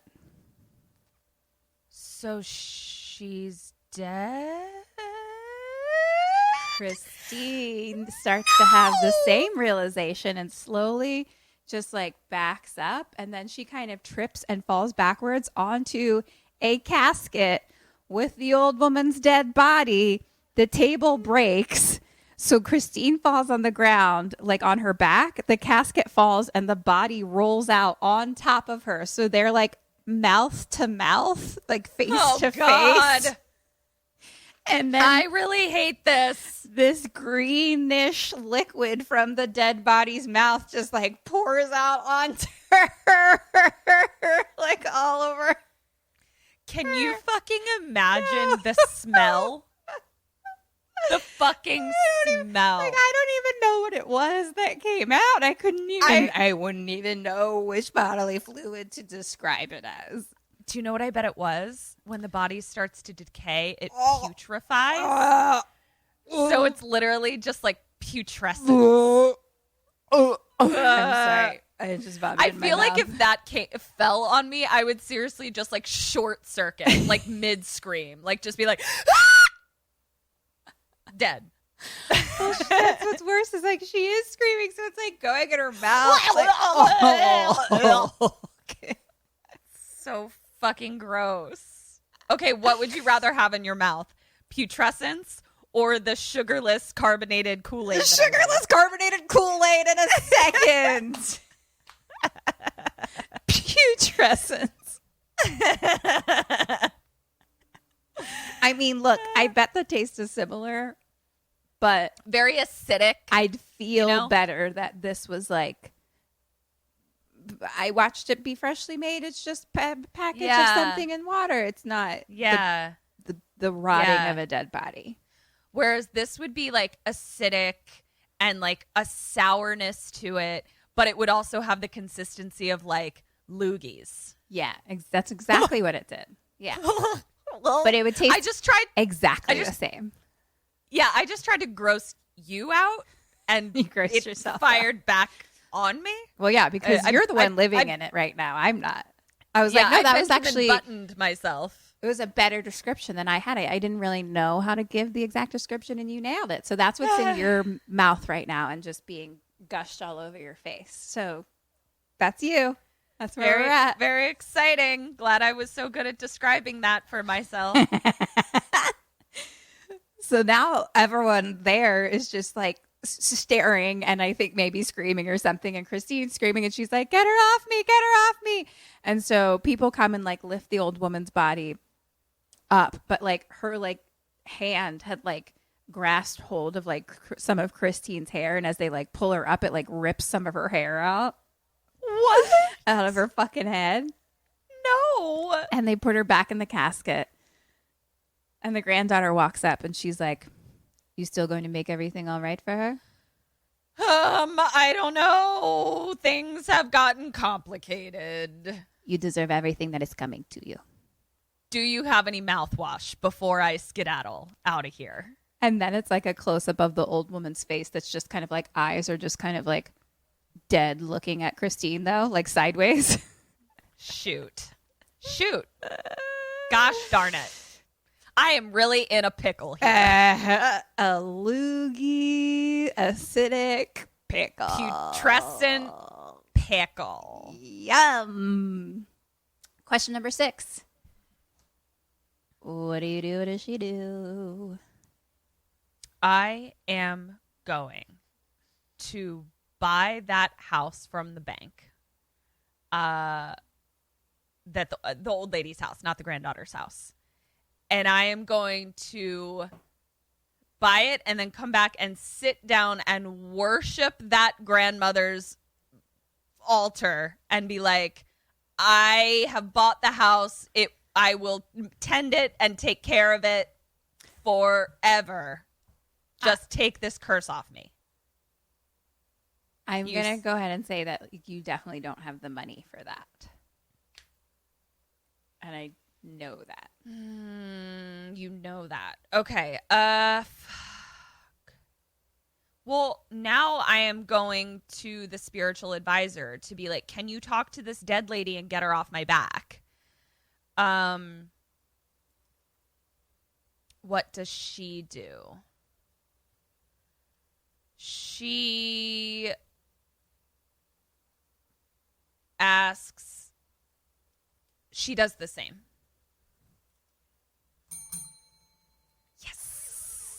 Double ding. Yes. Should I let you go to the old lady's house? Or buy the house with your money you don't have. Yeah. I was just like, she works for a bank. She probably knows how to get a loan, but this was better. Yeah. I think it's more immediate than I'm going to go ahead and get a loan for this house to have in the next 3 months to a year. Guess what? You're in hell by then. Yeah. My bad. Let's just head on over to Rahm Emanuel's house. So we're at Rahm's, and he tells her now, okay, I believe what plagues you is the lamia. And she's like, that's the word that the old woman used. There was a lot of times the old woman was like yelling shit at her that I couldn't fucking understand. So I think at one point she was like, lamia. Lamia. Okay. So Rahm tells her what it is. So it's a black goat that's summoned by gypsies for their darkest deeds. Uh-oh. The first 3 days, the nasty spirit torments its victims, and then the taker of souls comes for the owner of the cursed object, something taken from the victim, cursed, and given back. So Christine pulls out the button, and she's like, what do I do? Like, burn it? And he's like, I mean, whatever condition the button is in, you would still be the owner, so the lamia would still come to take you. Right. Okay, so when the old woman took the button, she blew on it and shit, cursed it, and then gave it back to her? Yeah. Okay. I missed that part. All right. Got it. And so he's like, I mean, you'd still be the owner of the button, so the lamia would still come to take you. And she's like, take me where? And then he like looks down at the book, and it's a picture of hell. Of hell. It's a picture of 2020. Yes. Got it. Yeah. Exactly. Yeah. And Christine's like, so how do I get rid of this? And he's like, well, you can attempt to appease the spirit. Like the simplest way would be a blood offering. You could do like a small creature sacrifice. And she's like, no, I'm like a vegetarian and I work at puppy shelters and I can't do that. Yeah. And he's like, you'll be surprised what you'll do when the lamia comes for you.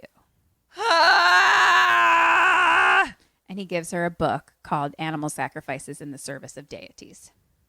Fuck! Cut to later, and she's in her kitchen sitting at the table reading the book, and like her cat comes up and like says hi to her. And then she closes the book really quickly.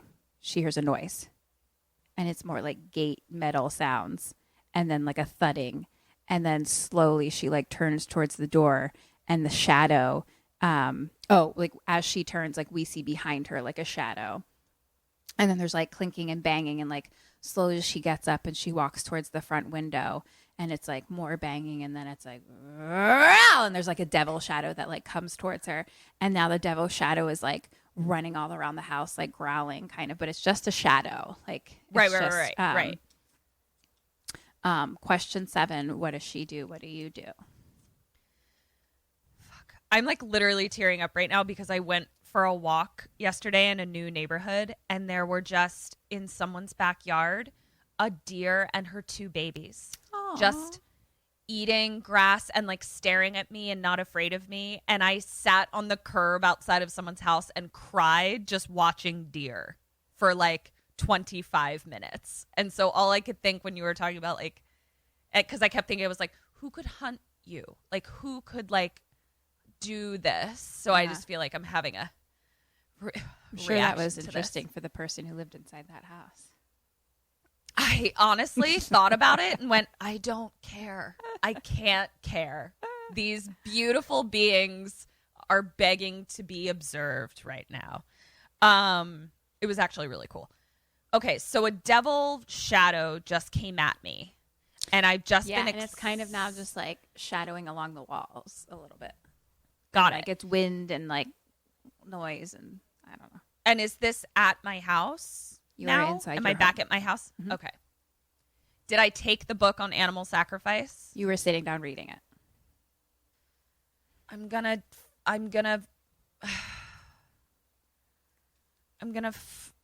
pick an animal to sacrifice, but I'm gonna have Justin come hold my hand while I do it. And I guess we'll do that together. I'm so sorry you're going to get 0 points. Okay. Okay. So you mean I just made a choice to sacrifice an animal and I don't even get any points for it? I'm so sorry. I hate this. I'm so sorry. I have to laugh because I'm so sorry. I mean, it's funny. This will teach me, no matter what, never sacrifice the animals. This will teach me. She just runs upstairs. Ma'am. Runs straight up the stairs. And So even if I had sacrificed an animal, it still wouldn't have kept me alive? Okay. All right. I trust you. she runs up the stairs and stops like right in front of her bedroom door and like looks back at kind of like the stairwell. She can kind of see like just the top part of the stairwell, and so against the wall she starts to see a shadow of a door open and close downstairs, and then step, and then this horned shadow starts slowly coming up the stairs. She can see on the wall. So she runs in the room, she closes and locks the door, and then she waits. There's more noises coming from outside her door. She grabs her phone and calls Justin. He's at work. So it's like cuts to him, but his phone is like being charged on the other side of the room or something. So it's ringing and he just doesn't hear it. Right. Step, closer, step, closer. And then underneath her door, she sees the shadow of hooves. No. And then hears growling. And then she looks at her phone and her phone battery like goes all the way down to dead, and she's staring at it. And then the old lady's face is on the phone and it like screams at her. So she drops the phone. The shadow underneath the doorway slowly starts like turning into hands that are reaching under the door. Like the shadow starts growing as hands reaching through towards her. Of course. So she jumps back like right as the hands try to grab her. She goes to the window above her bed and like tries to unlock it. A demon face from outside screams at her and breaks the window. She falls on the ground. Nothing basically picks her up by her legs. So now she's floating in the air upside down, and then wind and curtains and all this shit in her room are just swirling around her as she's screaming. I fucking hate it when nothing picks me up. I know. The nothing. It is the worst when nothing. Oh, great. Now I'm thinking about Artex and the swamp of sadness, you dumb bitch. I'm sorry. It was the nothing. It was the nothing. God damn it. So fucking, she's hanging upside down. Shit's swirling around her. She's screaming. Now she gets thrown up against like her dresser and onto the ground. She gets up and she looks around, and it like slowly gets quiet. Like the wind kind of like whistles away, kind of. Mm-hmm. And she's just like, the room is in like shambles. Like it looks like a tornado hit. Yeah. Except the tornado was me. It's just sunny and the birds are chirping. And she just like stares at everything. And is like, cool, I'm going insane as well. Great. Question number 8. What does she do? What do you do? I am going to... Okay, here's what I'm going to do. I'm going to check myself into a mental hospital so that I am under constant observation. So if I start getting tornadoed, I will be observed, and other people will be in my army of figuring it out. Okay. Because you said that her room is physically a shambles. So there's physical evidence of the me tornado. Yes. All right. That's what I'm going to do. What does she do? Is this when she decides to sacrifice an animal? Point for her. Cut to her grabbing a knife from the kitchen and saying, Here, kitty, kitty. And then it's just, we see her like lifting the knife, and then it's just stab, stab, and blood explodes. So we don't really see anything. It was a fucking cat? Yes, I'm sorry.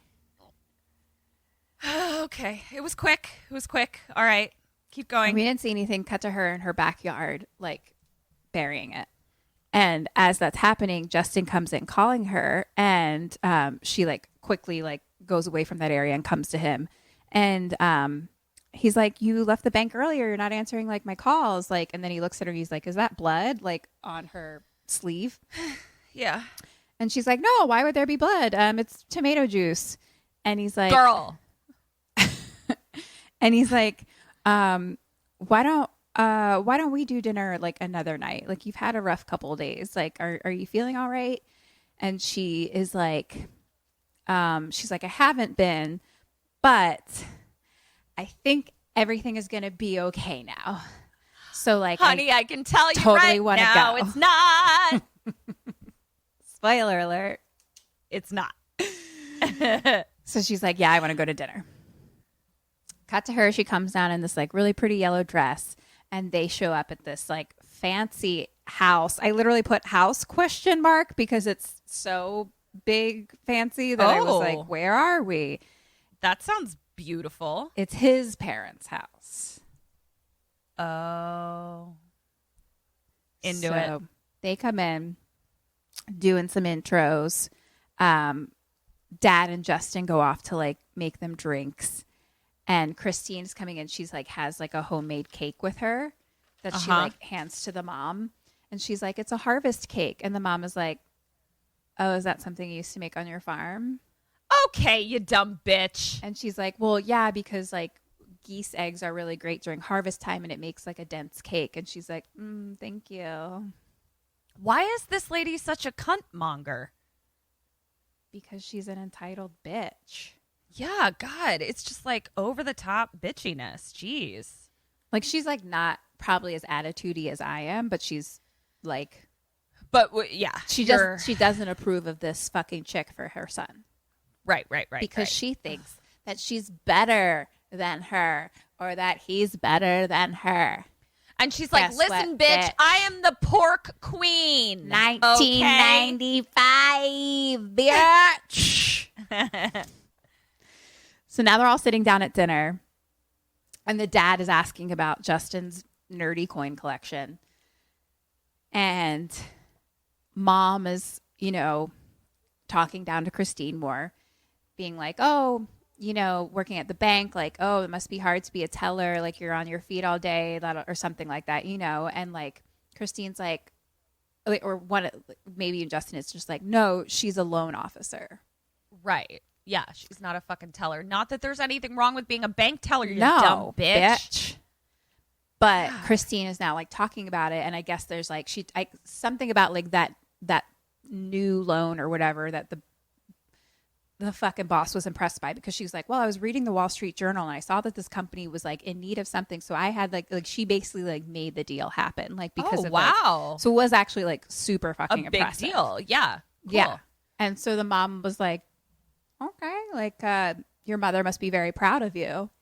And Christine was like, I suppose. I don't really see much of her. Ever since my dad died, she just stays on the farm because my mother's an alcoholic. Oh, shoot. And then the mom is like, oh, well, that's nothing to be ashamed of. Honestly, I admire your honesty. She's like, my father had a drinking problem, but I was too ashamed to admit it. You've got backbone. Okay. She's like, all right. Unlike that last girl he brought home. So like the bonding is now like happening. Yeah. Yeah. Okay. Nice work, Christine. Mm-hmm. So now the maid brings in the cake that Christine made for dessert. And they each get a piece in front of them. And Christine kind of starts to hear some creaking sounds from like behind the door, I guess, to the kitchen. Mm-hmm. It's just like a closed brown door. Yeah. I'm nervous. Christine asks if Justin heard something, and they're kind of, and he like, the parents actually like the cake. And Christine looks at hers, but it looks like it's like moving. Like it kind of has raisins and shit in it, so it looks like things are moving throughout it. And then it looks like an eyeball. Ah! I was thinking everyone was going to look down and it was going to be maggot cake. Nope. Eyeball cake. Eyeball cake. Which Gross. would you prefer? I was just about to ask you the same thing. Whose eyeball is it? I Human don't know. eyeball? Cowball? I mean eyeball? Cowball. Oh. Okay. Do you want cowballs, an eyeball, or maggots in your cake? Okay. All right. Do you remember? What? Do you remember? I have a reason for this. Do you remember the scene in Lion King in Hakuna Matata where they're eating grubs? Right. They kind of made them look kind of delicious. Right. So I think I'm going to pick maggot cake and sing Hakuna Matata as I do it. Because what I don't want is both cow balls and eyeballs have an exploding in your mouth factor that I cannot abide. So I'm going to go with maggot cake. And you? How sure are you that maggots don't have an exploding factor? Because there's like, it's just the aqueous humor inside of an eye, and it's just the jism inside of a ball. Whereas like maggots have to have other stuff in there. Right? I don't know. So what are you picking? I don't know. I don't want any of them. You have to. You have to pick cowball, eyeball, or maggots. Like you made the maggots more appealing, and people do eat bugs in the world. That's kind of where I was going. I've eaten little grasshoppers in Mexico. Yeah, that's kind of where I was going with but that. Like, because they're living maggots, right? Like they're like Right. squirmy. Like yeah. maggots Hakuna really gross me out. Matata. What a wonderful phrase. Hakuna Matata. Ain't no passing craze. Maggots really gross me out. Like, Yeah, they're not great. this isn't fair. This is your time to be troubled. I'm the tale teller.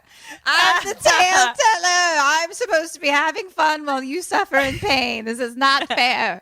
I was Fine. broken I'll last week. I'll postpone this question until next week when I am the story master. I think I'd go one of the. I think I'd have to go one of the balls. Cow or I? I don't know. Can I cut them each open and decide from there? Sure. That's what I would do. Yeah. Okay. I want to cut them. Make your- like I don't want to eat a full ball and it like squish in my mouth. Like Yeah. I want to cut it open first. Well, you can take uncharacteristically small bites anyway. Get the lay of the land. Exactly. Lay of I the wouldn't be able to fit that in my mouth completely to be That's able to true. chew. Come on. Yeah. This is Okay. Back to the wait. Where Sure. are we? Are we at the dining room? We're at the dining room table. Her cake is moving. okay. Got it. So Brad Pitt is there. He's got buttons. Stop it. Do not laugh. So they're sitting at the table. There's an eyeball in her cake. Where am I on the page? Okay. She stabs at it and like it kind of like blood or jelly oozes out. But like she's kind of the only one experiencing this, you know, like the family's still talking. Right. Justin is Right. looks at her a little concerned, like he can tell something's but Because she's got a face on. yeah, the parents are like having a full on conversation, just like Okay. living their life. And she tries, so like she had stabbed her fork like into it, so her fork was just like standing in the cake. And then she tries to grab the fork and it, I don't know, gets sucked in or disappears or something. And then she hears loud noises like all around. And it's just like they're talking and talking and talking. And then it's like fever pitching and it stops. Oh, God, I hate that. And then the mom was like, would you, Christine? And Christine is just like, no, of course not. And Justin's like, no, we did. We met at a bar. And mom's like, well, you better get your stories straight. Like they just came in on mid conversation and she tried to participate. And so then Christine takes a bite of the cake and then she starts choking and she's like coughing and coughing. And then a bug comes out of her mouth and starts flying around and like buzzes around the parents. And then it's like a loud screeching sound. And then the door starts like banging. And so Christine like stands up and she like throws a glass at the door and she screams, "Okay, I hear you." Did nobody else hear it? It doesn't appear so. Fuck! And she's like, "Leave me alone. Leave me the hell alone." And Justin kind of grabs her and she's like struggling. And he's like, "There's no one there. There's no one there." And the parents are just shocked. Oh, shoot. You look nuts. You look so crazy. Oh, no. And Christine is like, "I think I better go." And so she starts to leave and Justin starts to follow. And the mom's like, "Don't follow her. She's a sick girl." Oh, ma'am. That is a very quick conclusion to jump to. Back out of the... Yeah. Jesus. And Justin's like, "She needs my help." And mom is like, "Let her go." Question number 9. Where does Christine go? Where do you go? I think I'm going to stick with my mental hospital situation. Because I also would like to like rule out that I'm not insane. Possibly. Like at this point now, I would like to rule out that I'm not insane. She goes back to the granddaughter's house. 0 points. Shit. I'm just going to go ahead and say that I don't think that doctors and psychiatrists are who are going to help you right now. Okay. She goes back to the fortune teller, Rom. Okay. But his animal sacrifice didn't work. I know. Thing. Okay. So she goes in and she's fucking pissed and she like busts in like throwing shit. And she's like, "I did what you said. Like I killed that little animal and it didn't do shit." And Ram is like, "Well, this is like elusive and powerful forces. Like there's no guarantees." Well, you need to put that on your fucking sign, bro. Yeah. So she sits down and he's like, "You must talk directly to the dark spirit and dissuade it from taking your soul." And he basically says that he knows someone. Okay. He's like, "I got a guy." And Christine's like, "I'm supposed to trust you." And the fortune teller is like, Ram is like, "Well, tomorrow is the 3rd day and then the Lamia will come." Shit. This has only been 2 days? Yeah. The fucking curse lasts 3 days and then you're fucking gone, bitch. Oh, fuck.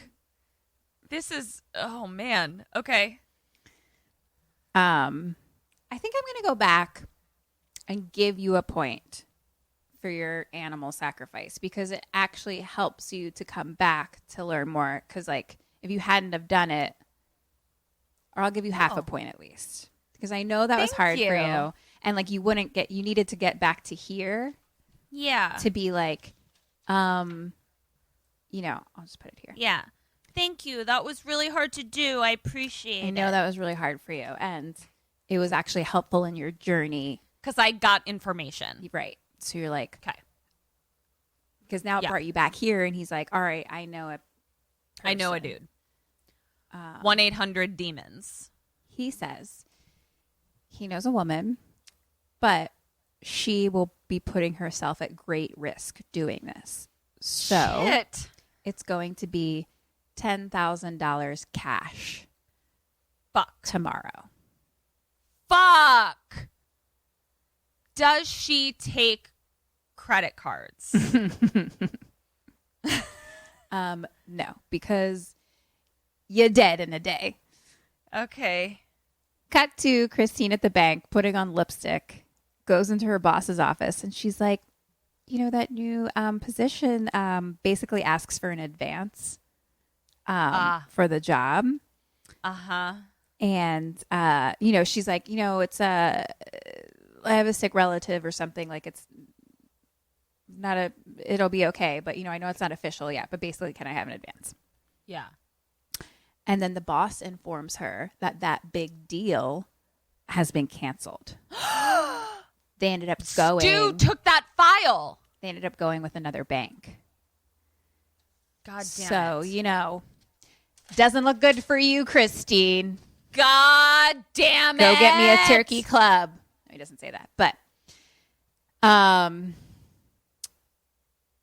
he's like, with everything happening, I probably going to have to give the job to Stu.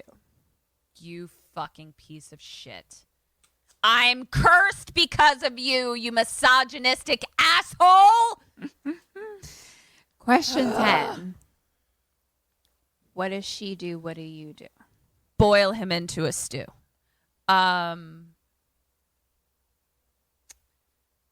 Oh man, she must be so mad. I'm so mad. I have a day to live unless I get that $10,000, and even then it's not for certain. So I am going to lose my shit on my boss so that I at least get to say my piece. That'll keep my soul alive. Agreed. Yeah. I've always wanted to leave a job by flipping a table or something like that. Oh yeah. There's going to be some flipped tables. It's the dream. Oh yeah. It really is. God.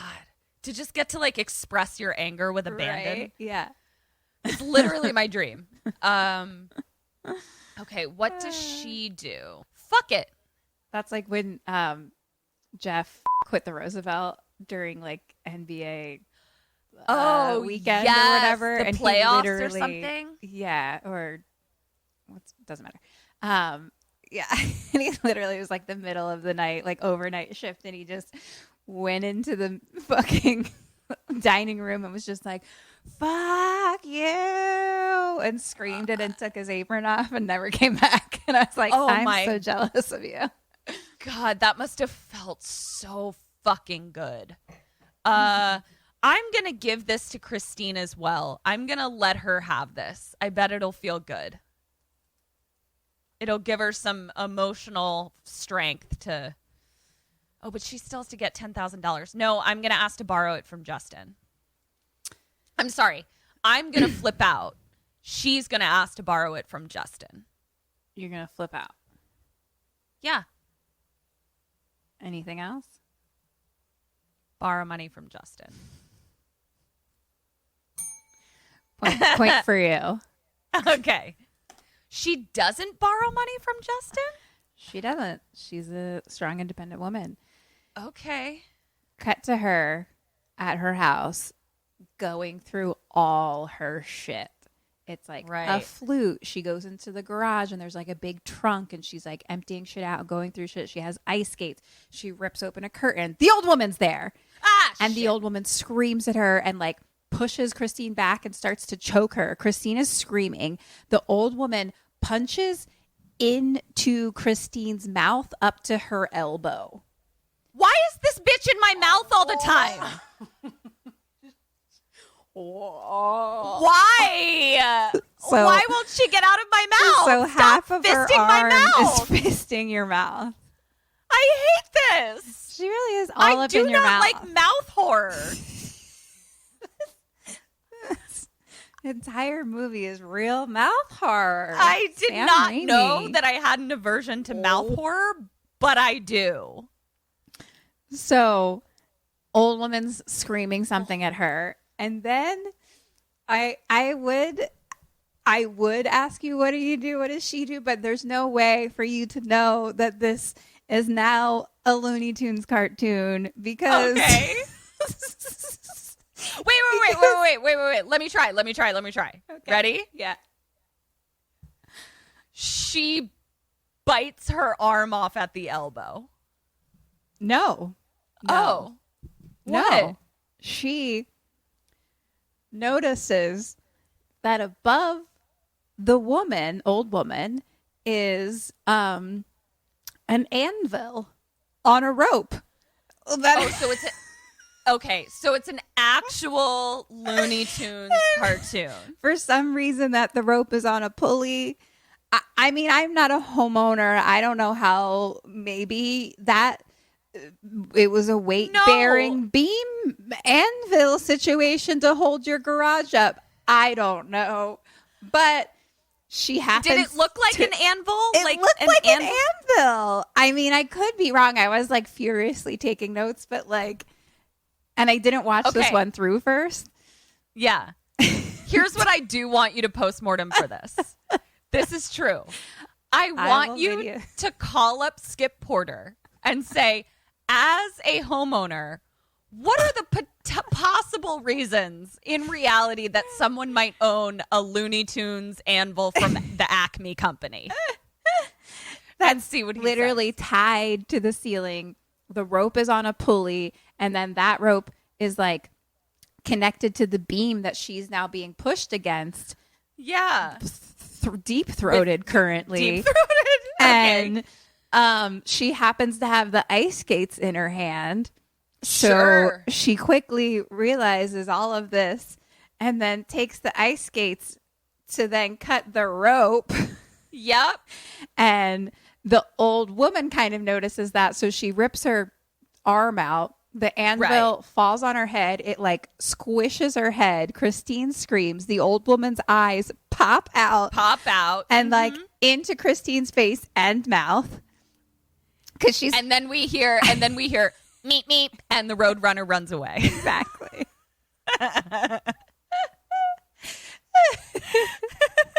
It's just because like she's always screaming, so then things always get in her mouth. Mouth. Like she just needs to like just a lot more closed mouth screaming. I guess like it's tough. It's tough. Yeah. Like Well, I guess I mean, if I was her, I'd have the same situation. There'd be a lot of shit flying in my mouth. Yeah, I mean, I guess we'll add that to our survival tips. Scream with your mouth closed. I mean, just think of us even at like haunted houses. We are insane people screaming. Like we are open-mouthed. we are all the time. Mouth agape the entire time. Yeah. Wow, we're really going to have to reevaluate. It's just constant widest mouth that you can have. Shit. Okay, so back to so her eyeballs Looney pop in her Tunes. face and her mouth. Christine like turns her head. The anvil ends up just like falling on the ground. The old woman's disappeared. Okay. And again, the birds are chirping. Chirp, chirp. What a lovely day outside. So you were right. Meep, meep. Cut to her dragging shit to the pawn shop, and she like throws it all down. He's like, "I'll give you $3,800 for everything," and she's like, "And it's like all my stuff, you know." So now she's at home, sitting at the kitchen table, like with the cash laid out and like a fucking calculator and different shit, and she's just eating ice cream and crying. Hey. Been there hard. Every day this week. Yeah. Every day the past 5 months. Super familiar with this whole situation. So Justin comes in and he sits down at the table with her and he's like, "I thought you were lactose intolerant." And she's like, I thought, screw it. Yeah. I'm eating ice cream. Yeah. And Justin says, "I paid Rom."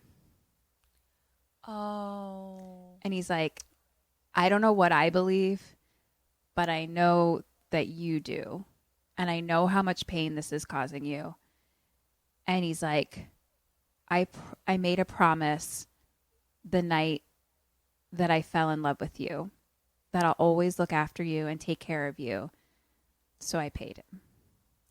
This is a good dude. Yeah, it really is.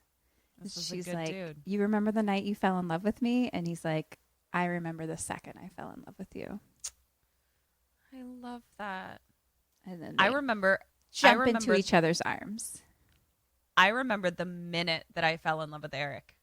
Like it was like an actual minute. My car was getting its oil changed over at Jiffy Lube, and so we went to a coffee shop that's no longer there called Tsunami. and we just sat there in silence, drinking coffee, reading a newspaper, just not talking. And I was just like, oh, there it is.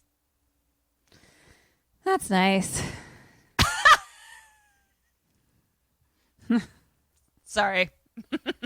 No, it's nice for you to tell it to the people.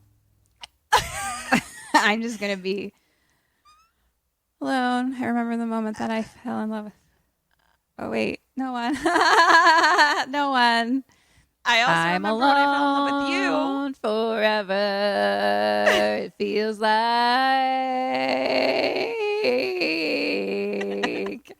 I wish I was maybe a Benjamin Button, so at least I couldn't feel.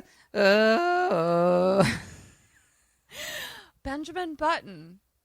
So you're just hoping to age backwards into a baby. not to a baby, just a little bit back, A little bit back and then just stop. and then go forward again. Oh, okay. Okay, this is getting complicated. We're going to need a lot of buttons for this. Yeah, I don't know the proper amount of buttons for that exact A thing. lot of buttons. All right, I'll get to work. See you soon. I don't even think that that's necessary per se. I could take my person right now. I don't need to be younger. It's fine. But Okay. right now, universe. Excuse me. Hello. I'll just start throwing buttons at you just in case. The time is nigh. So anyway, cut to Justin and Christine driving up to a house.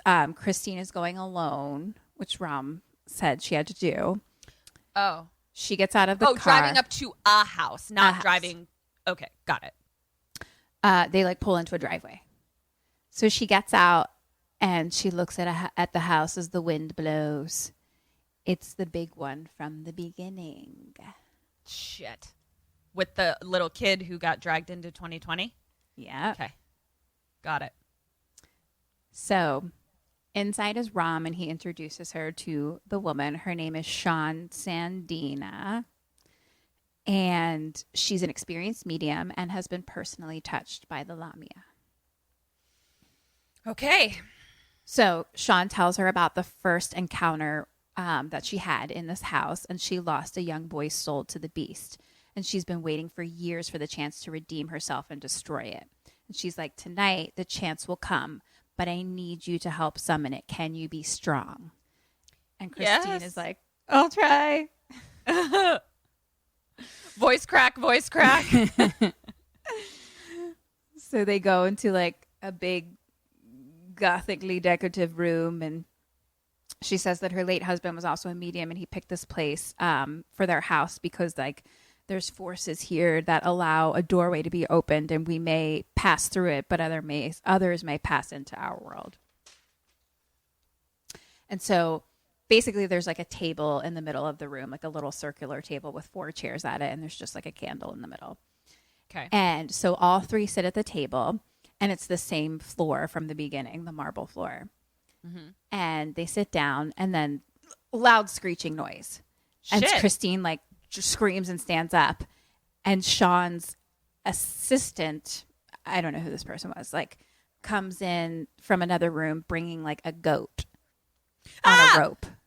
And so the goat is all like, it was just the goat making goat sounds. And Sean is like, everything is for your own good. And they basically tie the goat to the table. So in between Sean and Christine. So it's like Sean, goat, Christine, Rom, and then the assistant's going to sit at the other table. So Rom lights the candle. The assistant turns off the lights. And Sean, like, at the table, like, uncovers, like, a machete and starts, like, blessing it, basically. Right. And she's like, we're going to force the spirit into the goat. Like, basically, she's like, I'm going to summon the spirit, put my hands on the goat. And then she gives the machete to the servant or assistant guy, and, like, he has to then strike the goat. Kill. So you're kill. Okay. Yeah. So they all hold hands. and close their eyes, and Sean kind of starts like chanting or whatever, and Christine asks Rom like kind of what she should be doing, like and he tells her to like invite the darkness in. Okay. And Christine is like, I'm scared. And he's like, yeah, just repeat these words. I welcome the dead to my soul. I welcome the dead to my soul. Fuck, I don't know that I do, in fact, welcome the dead to my soul. I need to know more. Christine like says it, but he's like, you have to believe it. So they're saying it again and again, and they're both like saying it now and like more like rapidly and stuff. And Sean is like chanting, and it's more and more and louder and louder and louder, and it stops. And Sean says, something else is here with us. And then the chandelier starts shaking, and like a teacup like flies against a wall, and we hear laughter. And something kind of like moves around the room, like against the walls, and like behind, like there's curtains kind of along the walls. So it kind of like moves through all the curtains, like behind them. And it's just like laughing and laughing, and the wind blows.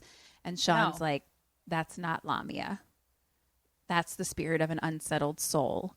And she says, there are others here as well. And then like, I can only deal with one at a time. Well, then a lady with an umbrella flies in, and she screeches at them. And then like it kind of like shows the whole room, and there's like people all around them coming like around the circle. And Sean stands and she just yells, she's like, be gone, spirits, be gone.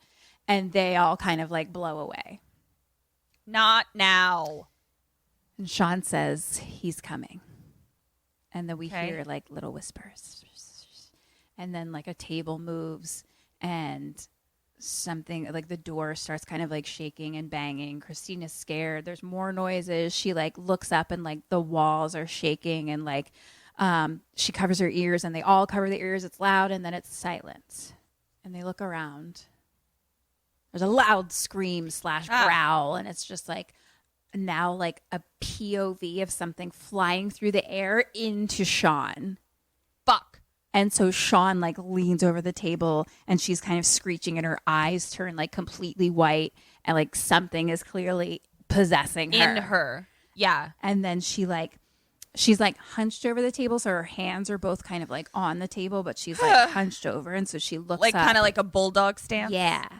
And she looks up, and her eyes are completely black. And Rom says, who is in the body of Sean?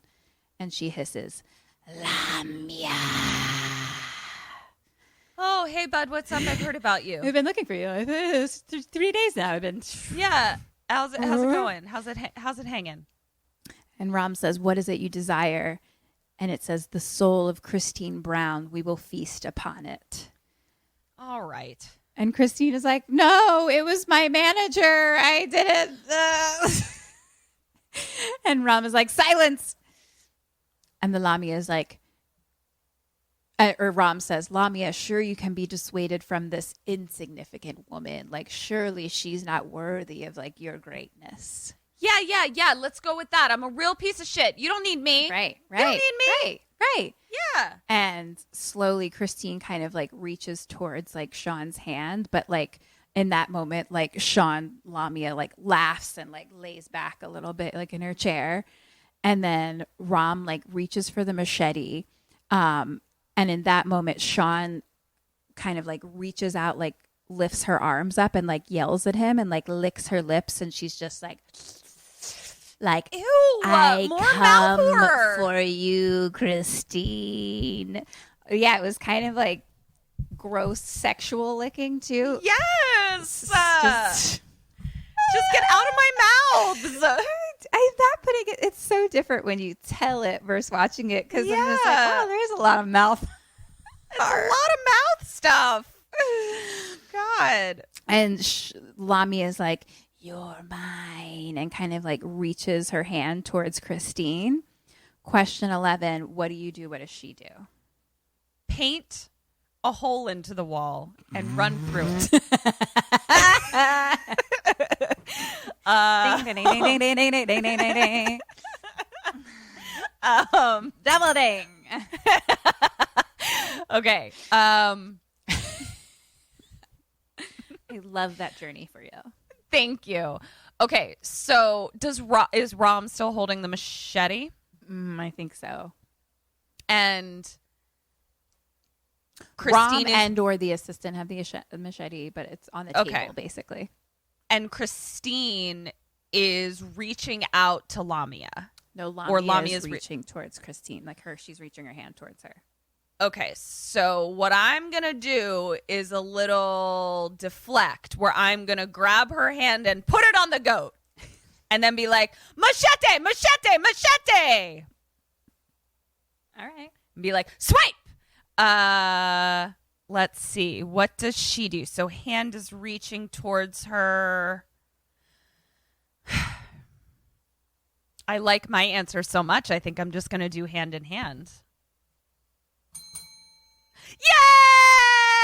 Yay! Smart move, Mary Ty. Why, thank you, LerMoore. Christine just does a little whoop whoop and pushes her hand down, so her hands now go on the goat. Yep. And then Lamia, like Sean's body kind of screams like, no. And then the goat turns into an angry face and starts talking. And he's like, you tricked me, you black-hearted whore. And Rom is like, now. And so the assistant gets up and swings at the goat, misses, cuts the rope. So now it's not attached to the table anymore. Oh my God. Bites the assistant's hand. So he drops the machete and kind of like leans over in pain. And Christine reaches for him like, are you okay? And he turns around and screams at her. And the assistant now is Lamia. And you fucking idiot. He's like, well, at least the goat's safe. Yeah. So he's flying in the air and Rom's like, away, spirit. And assistant Lamia like grabs Rom's neck and like chokes him a little. And then he flies up onto the table and starts like dancing on the table. And he's just like dancing and laughing, having a grand old time. Yeah. And like the candle flame like flies high. And Sean is just passed out in her chair. Rom is like, Lumia, as the one who summoned you, I command you to leave this instant. You got there. Is somewhere along the lines of what he says. Yep. And a chair like flies at Rom and knocks him over. So now assistant Lamia yells at Christine. She kind of like runs towards like a door, but something like flies in front of the door to block it. And he flies at her and he's like, I don't want your cat, you dirty pork queen. And then he starts like gagging and he throws up her cat. Oh my God. The rage that I would just turn into almost sounds fun. So they're kind of over there doing that. So Rom goes and wakes up Sean and like assistant Lamia is just like literally like screams directly in Christine's face and it just has like big jagged like teeth. And of course Sean's awake now. So she starts like chanting. And so Lamia like flies back to the table and she's like chanting at him and like chanting and he's screaming and he's like kind of just floating above the table and like this like red like blood but like air looking kind of thing like kind of flies out of him and he's like out of his mouth and he's just like screaming and then he falls onto the table quiet. Okay. And then he gets up and he has like normal face now. And he's like, I'm okay. And they all smile. And like Christine hugs Sean and she's like, you did it. And Sean's like, I tried. And then she grabs her chest and like falls over. And Rom is like, tells like assistant, like, go call an ambulance. So he like goes to the other room. And Christine grabs her chest or Sean does? Okay. Sean. And Rom is like, or like, they're like, is she breathing? No. And so Rom starts doing CPR on Sean. But Rom and Christine just look at each other and Rom like closes Sean's eyes. No. Fade to black. Now it's nighttime outside of the big house. And we kind of see in the background like a coroner like wheeling a body out of the house. And Christine and Rom are talking, and Christine is saying, like, it's so sad. Like, she waited 40 years to overcome the Lamia. And finally, on the last night of her life, she did. And Rom says, you misunderstand. The Lamia cannot be banished by a medium. This is our lesson tonight. I'm so sorry. So I'm still Lamia'd? And Christine says, but I saw her get rid of it. And Rom was like, no, you saw her drive it from the seance. Fuck. It'll be back. The goat was never slaughtered. So when this night is through, the Lamia will come for the owner of the cursed object. Unless, of course, you're no longer the owner. Do you have the button? So she gives him the button.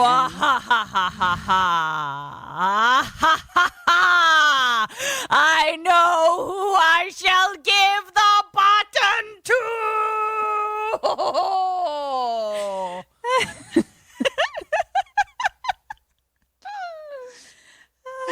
So she hands him the button, and he puts it in like a little white envelope and licks it. And he just gives it back to her, and he's like, more mouth stuff. Me.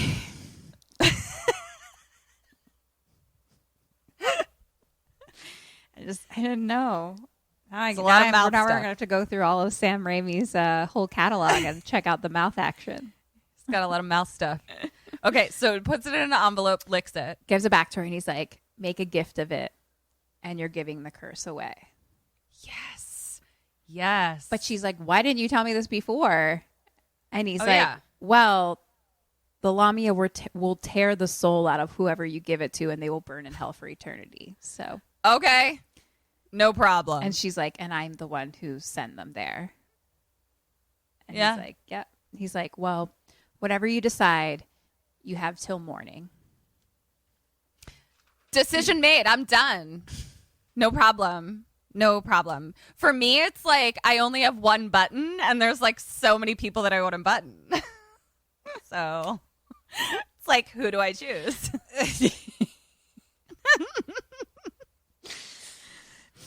So now Justin and Christine are in the car driving, and she's in the passenger seat, and she's just like sitting with the envelope like on her knees, just like staring at it. You know what I mean? Like, fuck.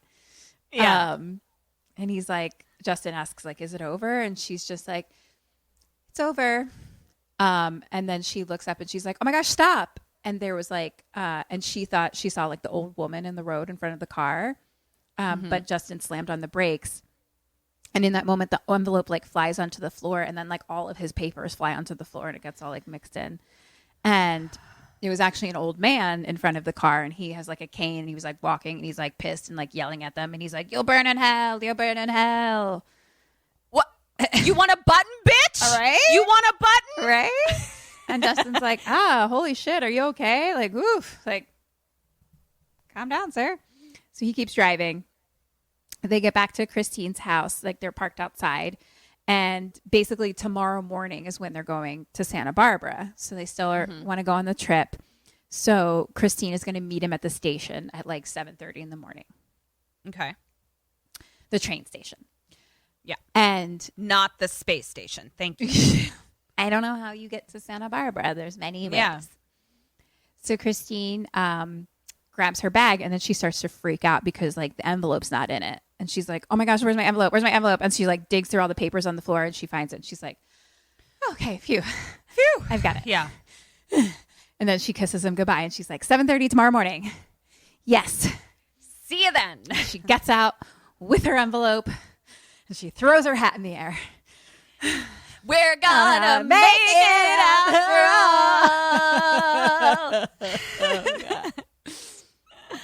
Got to her sitting at the counter of a diner, and she's just like tapping the envelope on the counter and just like looking around at people. And she's like, there's a family, there's like a couple there. And then like the waitress comes up, and she's like, asks if she want anything else. Like she's just been drinking coffee all night. Or no, she's like, do you want anything else? Or you're just going to drink coffee all night? And Christine's like, what's it to you? And the waitress is like, honey, I make my money on tips, so coffee drinkers don't tip. And Christine's like, Oh. honey, keep the coffee coming or I'll give you a tip you won't forget. A button. And then Christine looks over and she sees like an old man with an oxygen tank, like alone. And so she like gets up and like slowly kind of like walks towards him. And then at that moment, like his wife, another old lady, comes and like sits with him and like it's cute. So then she stops. So question 12, what does she do? What do you do? This is insane. It's okay. If it was just going to kill somebody, then I'd give it to like someone who's on their deathbed. But that person's going to burn in hell for all eternity. That's how I thought about giving it to the cute old man. I was like, I get that he looks like he's about to die, but he doesn't look like he deserves to burn in hell. Right. This bitch. Okay, so I'm very excited about this question. I only have one button. So, as much as I would love to give my button to my piece of shit boss, I have a feeling I can kill two assholes with one button. Here's what I'm going to do. Okay. I am going to give that button to our commander-in-chief because I have a thought that my boss is positively affected by really awful policies that have been put into place by our current president. So I will be able to. What? How are you giving it to Donald Trump right now? I'm going to go to one of his rallies. Okay. Oh, wait. I only have a day, don't I? I only have, and I'm in California. Have a day. You have till morning. It's nighttime. We're both giving it to my boss. Point for you. What?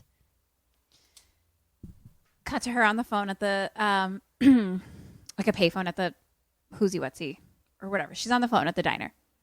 Okay. And she's talking to Stu.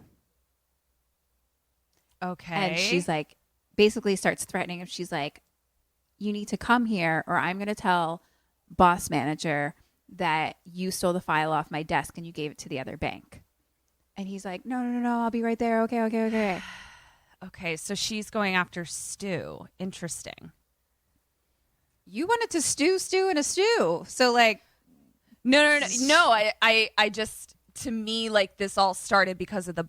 No, I'm still stewing stew in a stew. I'm just saying, like it's like the all of this narrowed down to her boss for me. But yes, continue. So now she's sitting at the counter eating an ice cream sundae, asks for another. And at this moment, Stu comes in and he's like a fucking scared little turd. Where he's just like, oh my gosh, no, please don't tell on me. Oh my gosh, like, oh, I like just so like, oh my gosh, like, and then like, oh, and so just a sniveling little bitch. She gives him her gift. She's like, I have a gift for you, this envelope, and he doesn't understand. And she's like, this will become your property. And then he like starts to cry and he's like, okay. Like, and he's just like real pathetic. And so she stops and she's like, forget it. Just leave. No. And he starts to get up and he's like, you're not going to tell my dad, right? And she's like, just go. So he leaves. And she looks at the envelope and she's like, who deserves this? And she looks over. There's like a newspaper in front of her and it's open to the obituaries. And there's one for Sylvia Ganush, the old woman. Okay. Question 13. What does she do? What do you do? Does she go to Sylvia's grave and give the button to Sylvia? I'm still giving the button to my boss. Really? Okay. She goes to Ram and she's asking, is it possible to gift to a dead person? And he says, well, there are gypsy blessings bestowed upon the dead. They give gifts to the departed to carry favor with the deceased soul. but the soul never dies. So, yes, I do believe you can give your curse to someone who has passed on. Okay. But you must make like a formal gift of the cursed object to the deceased. Right. Cut to Christine in her car, driving. And she's like, I'll do better than that. I'll shove it down her goddamn throat. Scream. The fucking, there's like the hanky fucking is on the windshield with like the old woman's face on it and like screams at her. Fuck. And so she like windshield wipers it away. So now she's like scared, on alert. And then is driving. And then the hanky comes through like the AC, like little whoosie whatsies. Greats. Yeah. Yeah. There's a better word, but yeah. You know what I mean? And it like Vents comes through the vents and like flies onto her face, and she like can't pull it off. So she stops her car and like gets out of the car, and she's like struggling to rip like the hanky off her face. She gets it off and she like throws it, and then it like flies, and then it flies,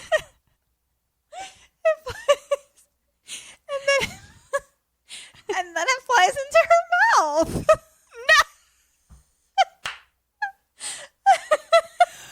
What is this? Sam, you have some things to work out with your mouth.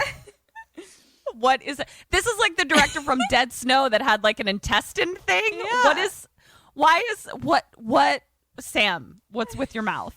So it like literally flies like all the way down into her throat and is almost completely gone. And she grabs just the tip of it right before it gets down all the way through. And then she catches it and then like has to pull it back out like a magician.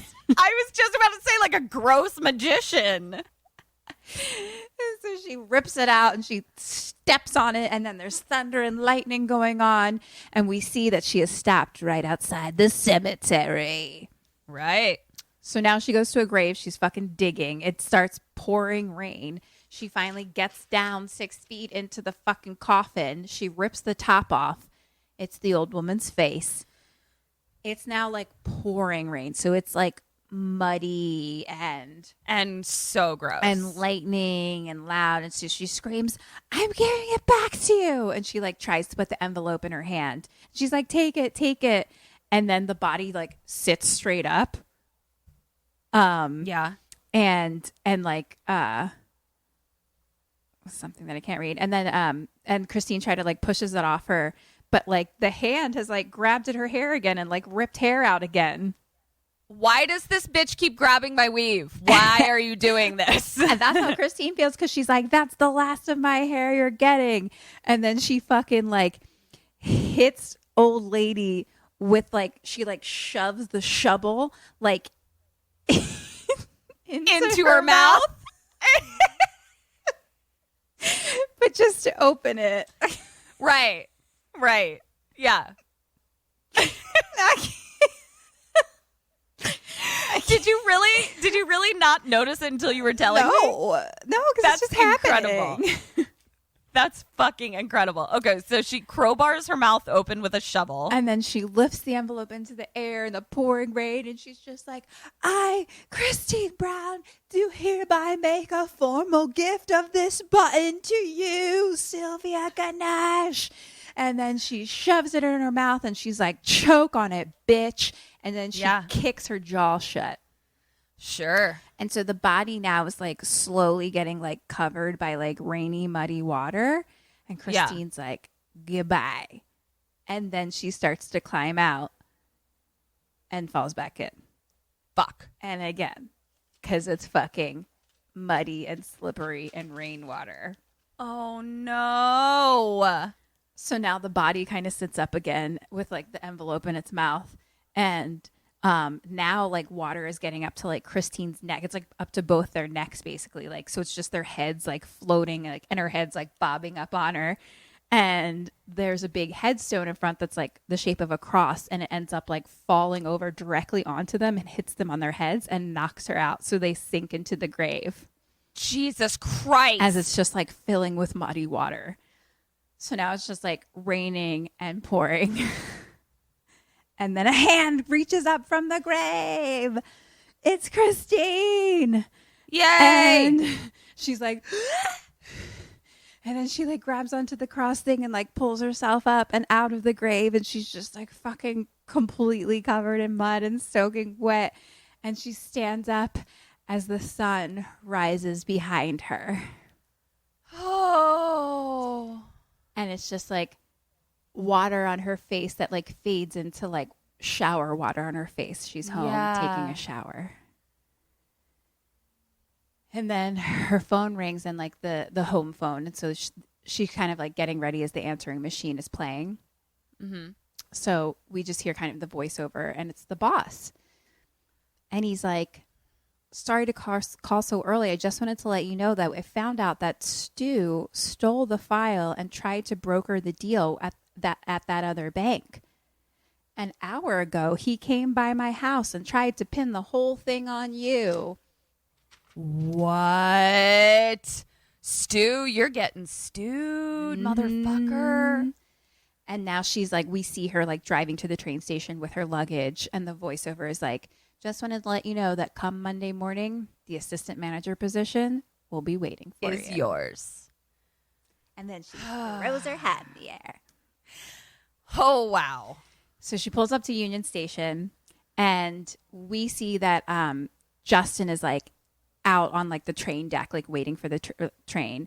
And Christine is walking through the station, pulling her luggage. And she like stops and sees on the wall this like really pretty like blue coat, like in a store window.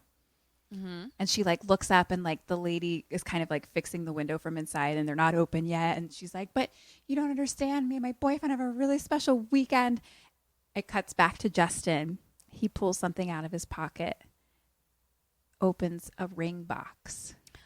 Oh. And looks at it and then puts it back in his pocket. Cute. At that moment, Christine walks back up and she's wearing the blue coat and hugs him. And he's like, I have so many things I want to tell you. And she's like, no, but I have something I want to say while I have it straight in my head. And he's like, okay, you go ahead. And she says, you never stopped believing in me. Thank you for that. And there's something else, something I couldn't admit to you before. I could have given Mrs. Ganesh another extension on her loan, but I didn't. It was my decision and it was wrong of me. And he just like looks at her and he holds her face and he like kisses her and he's like, you have such a good heart. You're so beautiful right now. And she's like, do you like my new coat? And she kind of like spins in it a little bit. And he's like, I do. It's beautiful. Like, what happened to the old one? And she's like, I threw it out. I never want to see it again. And he's like, oh man. He's like, that's too bad because look what I found. And he pulls out an envelope from his pocket. What? He's like, I found this in the car. I thought maybe you could sew it back on. And he opens the envelope and pulls out the button. What the fuck? And there's just close-up shock. Your face. It's your face is on Christine's face. The same. Bonus point question. If the button is there, what did she put in Sylvia's mouth? I don't know. I don't remember what else was in an envelope. So I don't know what. She's like staring in shock at this moment. So now it's kind of like that weird sound where it's like you're hearing the words, but it's like he's like, I think you might have my standing Liberty quarter. It was an envelope that kind of looked the same. And he's like, Chris, what's wrong? And she just starts like freaking out. And she just slowly starts like backing away and backing. She's like, oh my God. And she backs up and she falls onto the train track. And Justin's like screaming. And he's like, no. And then we see that a train is coming and it's like, honk, honk. And Christine looks at it coming. And Justin is now on the edge, like reaching down for her. Christine's on the tracks. And then flames from below her start opening up. And arms start grabbing up and reaching for her. She's screaming and like being pulled into the ground. And the train is now passing over her, but Justin can kind of see like through, and she's like underneath it being like, help me, like reaching for Justin, like help me.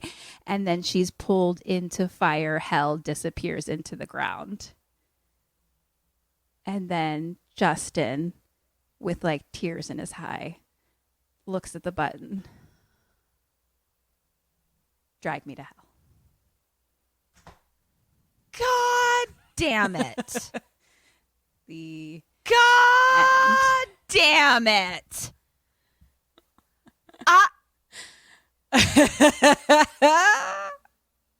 I am furious. I am so angry right now. I fucking killed a cat for nothing. And Stu and my boss are still alive. And I am in hell. I'm so angry. You're in hell. Sorry, I'm bitch. furious. I'm gonna count your point while you, I don't know, deal with yourself. Okay. Kim, you're in a punk rock band called Duh, and you're on tour. Only problem is your roadie turns into a man-eating monster after midnight. What do you do? Ah, fuck. He might be killing all of our listeners.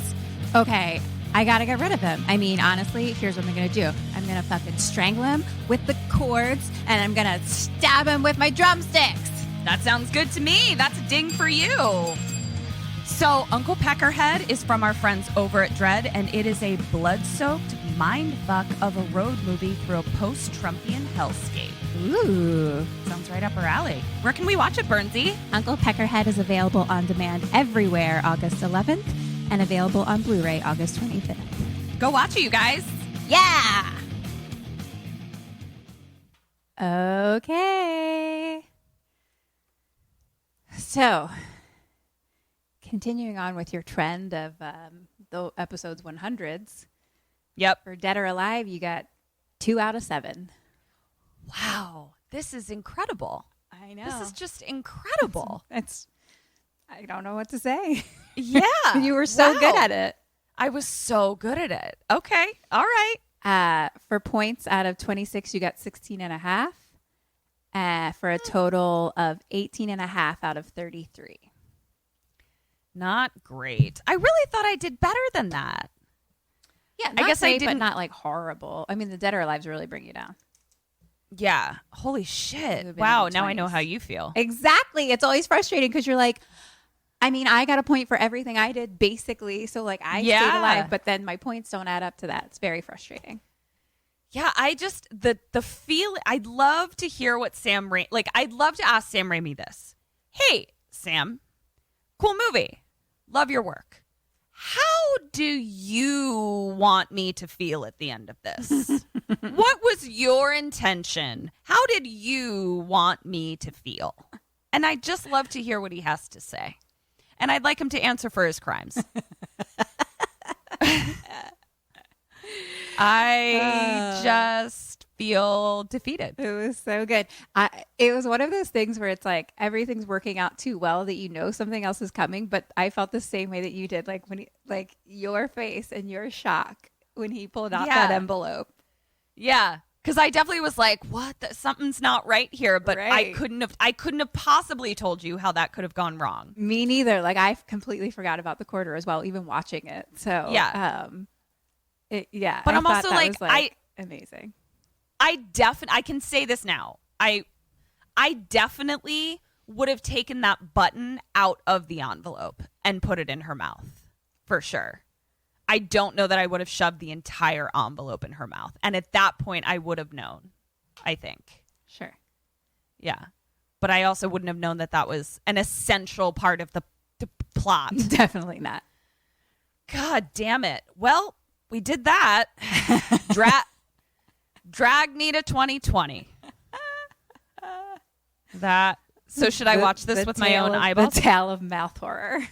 Yeah, God. But I feel like there's so many titles because there's also the tale of Mary Ty and LerMoore. Wow. Should I watch this with my own I eyeballs? thought it was fun. It had really great jump scares. And it's that like, lady sounds scary. yeah, she's got a scary face, you know, and shit going on. Like, I definitely like jumped multiple times, and I didn't watch this one first all the way through. So even just like actually stopping, starting, pausing, and taking notes, I still was like, ah! Like a lot of times. So it has really fun jump scares, and I think I thought it was fun. You know, and it has like little wacky Sam Raimi-ness to it. Right. And anvils falling on. I don't know what's going on there. His stuff's like interesting because it's like very normal. It's very normal life. Everything about it is just like normal, and then horror shit starts happening. But then at the same time, there's just this wackadoo-ness to it that like just peeks in. Like, it's not like this is a horror comedy. It's just like this weird thing happens. Yeah, that's so interesting. Where like the way the horror is done is like, I don't know, just eyeballs popping in your mouth and shit. So this much was so horror. fun. This was the highlight of my week. Thank you. Oh, good. This was the highlight of my week. Thanks, patrons, for voting on this one. Yeah, good choice, you guys. So I guess that's it. Follow us on all the things that we always tell you to follow us on. kksampodcast. That's at kksampodcast on Instagram and Twitter. Join our Facebook group. Yay, Sammies, stay alive. Maybe. Yeah, we're having lots of fun over there. And you can still join our Patreon for lots of really cool bonus content that we're putting out pretty much every week, on honestly. Movies like this one. Exactly. You get voting rights over there. Yeah, if you want to support the show, that really helps us a lot. And so does buying merch. And give us a good old 5-star review. That would be grand. That would be wonderful. So, is that it, Bernsey? Yeah, thank you guys so much for listening. This has been Kim and Ket Stay Alive. Maybe. So until next week, stay alive.